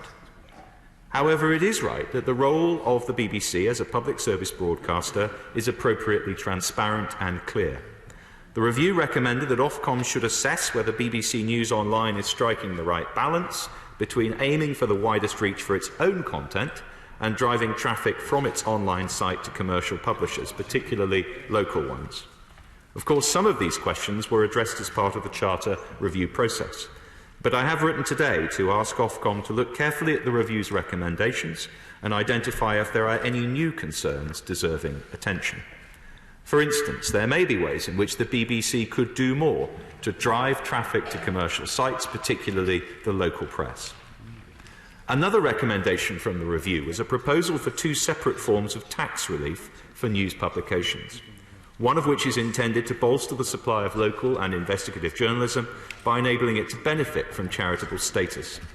The review noted that in the USA, philanthropic donations provide on average 90% of the total revenues of non-profit news publishers. Although we have a different media landscape, as the review sets out, charitable status could reduce the costs for those producing this essential public interest reporting and pave the way for a new revenue stream through philanthropic donations. Now, I recognise that this avenue has been explored previously and that some hurdles will have to be cleared, but I believe we should pursue it. So I have written to the Charity Commission and look forward to hearing how they can help move this forward. Madam Deputy Speaker, as I set out earlier, there are also areas where we will need to consult further and respond in further detail. First, Dame Francis recommends the establishment of an Institute for Public Interest News to promote investigative and local journalism. The review proposes that this institute would act as a convener for those organisations with the means to support public interest news, including the BBC and online platforms. It proposes that it would also be tasked with generating additional finance for the sector, driving innovation through a proposed new fund, and supporting an expansion of the BBC's local democracy reporting service. This BBC-funded scheme is a shining example of what can be done. The first of its kind in the industry, it is embedding 150 journalists within local publishers to produce local democracy reporting, particularly relating to local councils. And Madam Deputy Speaker, I met some of these reporters last week, and they have produced 50,000 stories so far between them, all stories that may not otherwise have been heard. The Government will explore with others what more can be done here. The review also calls upon Government to do more to incentivise the publishing industry's transition to digital. It proposes the extension of the current scope of VAT exemptions so that they apply to online payments for all news content and not simply print news content, a new tax relief for public interest news providers. And Madam Deputy Speaker, I'm aware that there is passionate support for this within the publishing sector, and we share their ambition for a healthy and sustainable industry. As the House knows, the Government always keeps taxes under review, and any decision to amend the UK tax regime is, of course, a matter for the Chancellor of the Exchequer as part of the annual fiscal cycle. But I will be discussing this matter further with industry and with my colleagues at the Treasury. Madam Deputy Speaker, I also wanted to highlight two recommendations in the review that cover similar ground to work already taking place within Government. One is the review's sensible proposal that the Government develops a media literacy strategy, working with the range of organisations already active in this space. Evidence suggests that there's also a correlation between media literacy and greater propensity to pay for news. So improving media literacy will also have an impact on the sustainability of the press. Making sure people have the skills they need to separate fact from fiction is the key to long-term success in tackling this issue, and I welcome the focus that Dame Francis has placed upon it. We welcome this recommendation, which relates closely to the Government's ongoing work to combat disinformation. My honourable friend, the Minister for Digital and Creative Industries, last month hosted a round table on media literacy, and the Government is actively looking at what more we can do to support industry efforts in this area. The other is the review's call for the creation of new codes of conduct between publishers and the online platforms which distribute their content. These would cover issues relating to the indexing of content on platforms and its presentation, as well as the need for advanced warning about algorithm changes likely to affect a publisher. The development of these codes would be overseen by a regulator. The review also proposes that regulatory oversight be introduced as part of a news quality obligation upon platforms. That would require that platforms improve how their users understand the origin of an article of news and the trustworthiness of its source. Dame Francis recognises that platforms are already starting to accept responsibility in this regard. These two proposals deserve Government's full consideration, and we will examine how they can inform our approach. And that includes our work as part of the Online Harms White Paper, due to be published shortly. Madam Deputy Speaker, This report sets out a path to help us put our media on a stronger and more sustainable footing. However, Dame Frances is clear that her review is just one contribution to the debate. We cannot turn back the clock, and there is no magic formula to address the systemic changes faced by the industry.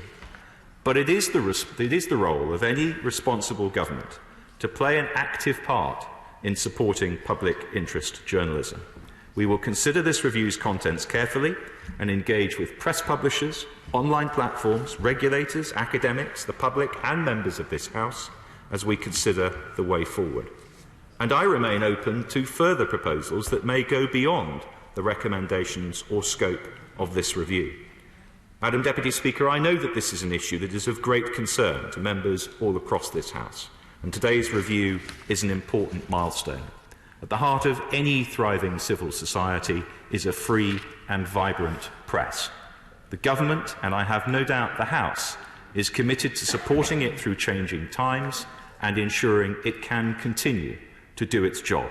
And I commend this statement to the House. Shadow Secretary of State Tom Watson. Good afternoon to you, Madam Deputy Speaker, and thank you to the Secretary of State for advance sight of his statement and for his very warm words for the late Gordon Banks, who was not only a great goalkeeper, perhaps the greatest ever to wear 3 lions, he was a true gentleman. And not everyone will know this about the contribution to civic life that he made to the Potteries and to Staffordshire, from support for veterans to dementia care to the people of Staffordshire. He wasn't just a sporting hero, he was a community hero who will be greatly missed. Now, the release of the review today, as the Secretary of State alluded, is a small milestone along the enormous task we have of addressing digital publishing in news publishing. Finding the right solutions requires creative policies and cross-party partnership, and the Shadow Front Bench are ready to work with the Government on this where we can. And I would like to take this opportunity to thank the DCMS Select Committee also for the rigour of their ongoing work on the harms caused by digital disruption. I look forward to reading the findings of their next report, and I commend the chair of that committee, the Honourable Member for Folkestone and Hyde, for maintaining a determined cross-party unity of purpose of that committee in the face of corporate obfuscation from companies like Facebook. As we've heard, this review addresses an urgent issue. We've lost 6,000 frontline reporter jobs since 2007. Newspaper circulation rates have fallen by half. 350 local news titles have closed. And half of Britons are now worried about fake news. Meanwhile, the emerging tech companies continue to increase their bottom lines with ever-increasing advertising revenues, extracting value from content produced by others whilst taking little responsibility for the destruction they leave in their wake. Now, some of the review's recommendations in this regard are particularly welcome. We said last summer that Labour would extend charitable status to public service journalism, so I'm pleased to hear the Secretary of State has today written to the Charity Commission to pursue this further. We also publicly supported increased media awareness courses and reporter training schemes, and I'm glad to see that the Government may soon be adopting this approach as well. But in other areas, I'm afraid I think the review is barking up the wrong tree. Now, I understand the Secretary of State is duty-bound because of this report to write to Ofcom asking for an assessment of BBC News Online's market impact. But I actually think this could be counterproductive, because while local titles are closing, it's the BBC that produces exactly the sort of public interest and publicly trusted content that this review was designed to encourage. So will the Secretary of State agree that it will be a big mistake if the Government chooses to pick a fight with the BBC over this, or raid its budgets even further, rather than tackling the real problem, that of a distorted digital market? It seems to me the problem is clear. Savvy tech platforms have developed targeted behavioural advertising that allows companies to direct their products towards particular or certain audiences. Only they can do this because the data needed to segment markets is overwhelmingly owned by emerging data monopolies. So the only way you can reach consumers is through a decreasing number of increasing digital giants. This is all part of surveillance capitalism. Mergers and acquisitions by digital giants have meant that over half of all digital advertising revenues in the UK are now hoovered up by two companies, Google and Facebook. This is a duopoly. It's the main cause of the 70% reduction in print advertising revenues that have hit newspaper bottom lines so hard. And the dominant position of these social media giants means that in negotiations with news publishers, they don't play fair. Now, I understand this is a difficult problem to solve. These are global companies so big that they see themselves as being above the law. So let me now say this to the newspaper industry. I know the situation looks bleak, and they may be disappointed there are not harder recommendations in this review. But can I say to them that even in these dark days of Brexit and increasing division in politics, there is one man that is uniting this House, Mark Zuckerberg. He insulted us all when he refused to attend the DCMS Select Committee. He may think that the UK market and our institutions are not a priority for him, but I hope he knows there is now a new resolve that transcends our party differences to deal with the abuses by his company and others. Now, I appreciate that the Secretary of State has asked the CMA for a market study in digital advertising, but does he agree that this review was actually tasked with looking at those in its terms of reference?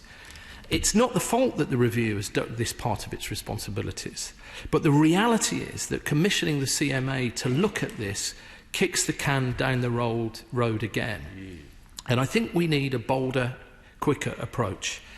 Having looked at this problem for a couple of years now, I think there is a position and a process that we could all coalesce around. Firstly, we need to address the immediate symptoms of market abuse caused by the data monopolies, the harms, the hate and the fake news. To do this, we need a new duty of care obligation on social media companies enforced by a tough new regulator. Last week, a government minister indicated that duty of care could be enforced by criminal sanctions, not just civil penalties, if companies are found to be in breach. Can the Secretary of State confirm they are considering this? Secondly, we must address the root cause of the problem. I believe that that is a distorted digital market. A review by the CMA is all well and good, and we welcome it, but I think we need to modernise competition laws to make them fit for the data age, to really address abuse in the digital market. And thirdly, once we've dealt with the symptoms and the causes of the problem, we must improve the health of our digital markets by shaping a digital public sphere to bolster our media sector and protect our democracy. I envision an online sphere where citizens can access trustworthy news from professional reporters and researchers, content from public institutions, central government and local government, public service broadcasters, and access to other services like our great galleries and collections, without being surveilled by targeted advertising and having to give up their personal data in order to transact for services.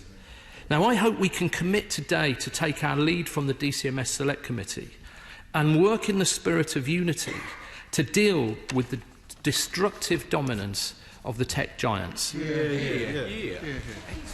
Thank you, Madam Deputy Speaker. I'm grateful to the Honourable Gentleman for what he has said, and I welcome also his undertaking to work with us to do this. There is no doubt this is something on which there's a broad measure of agreement across the House, and it would be sensible for us to work together. I also agree with what he says about the Select Committee's work in this space, and of course we all await the Select Committee's further and final report on the issue of misinformation, which I know is due imminently. In relation to the BBC, he mentions two aspects of what the review says. First of all, the issue of market impact of the BBC, and as I said in the statement, I think without judging the outcome, it's appropriate to invite Ofcom to see whether there is more that can be done here. I don't imply criticism in that request, but I think it's sensible for me to follow through on that recommendation of the review. But of course, as the Honourable Gentleman will recognise, what the review also does is congratulates the BBC and indeed the NMA for the development of the Local Democracy Reporters Scheme and suggests that it may well be expanded. And that seems to me, again, something right for us to pursue and is a recognition of the positive contribution that the BBC is making in this space. He also talks about the dominance of Google and Facebook, and there's no doubt about it. When one reads the review, that is a stark feature of it. The reason why I think it is sensible, again, to follow through on the recommendation of the review to involve the Competition and Markets Authority is that they clearly have a role in determining whether the processes over which they hold sway are being appropriately applied, but I don't believe we should stop there, which is the reason why I intend to begin a government-centred review on the broader policy implications surrounding the online advertising market, and that in itself will follow on from the Furman review of competition issues, which, as he knows, is already underway. He mentions the work the government is doing on online harms, and he knows that we are considering a number of the issues that he has mentioned, including, of course, the penalties that ought to be available when online platforms who have understood their responsibilities choose nonetheless not to exercise those responsibilities, and he knows that I'm committed to ensuring that those penalties are meaningful. He will forgive me if I ask him to wait a little longer for the detail, but we will publish that white paper shortly. And finally, let me agree entirely with what he says about the importance of trustworthy news. It is fundamental to our democracy and to our society that we can trust what we read, that there is a means whereby citizens of this country can read proper and informed scrutiny of what those in power are doing. And that applies at national level and it applies at local level too. And the purpose of the Cairncross review was always to make a substantial contribution to that debate, to offer some ways forward. I believe it has done that. I haven't suggested, and neither has Dame Francis, that it presents all the answers to these very complex problems. But they are problems with which we are right to wrestle as a democracy, and we are right to not to let go of the importance of the scrutiny that we're all rightly subject to. John Whittingdale. Can I very much welcome Dame Francis Cairncross's report, which I do believe addresses one of the greatest challenges to the properly functioning democracy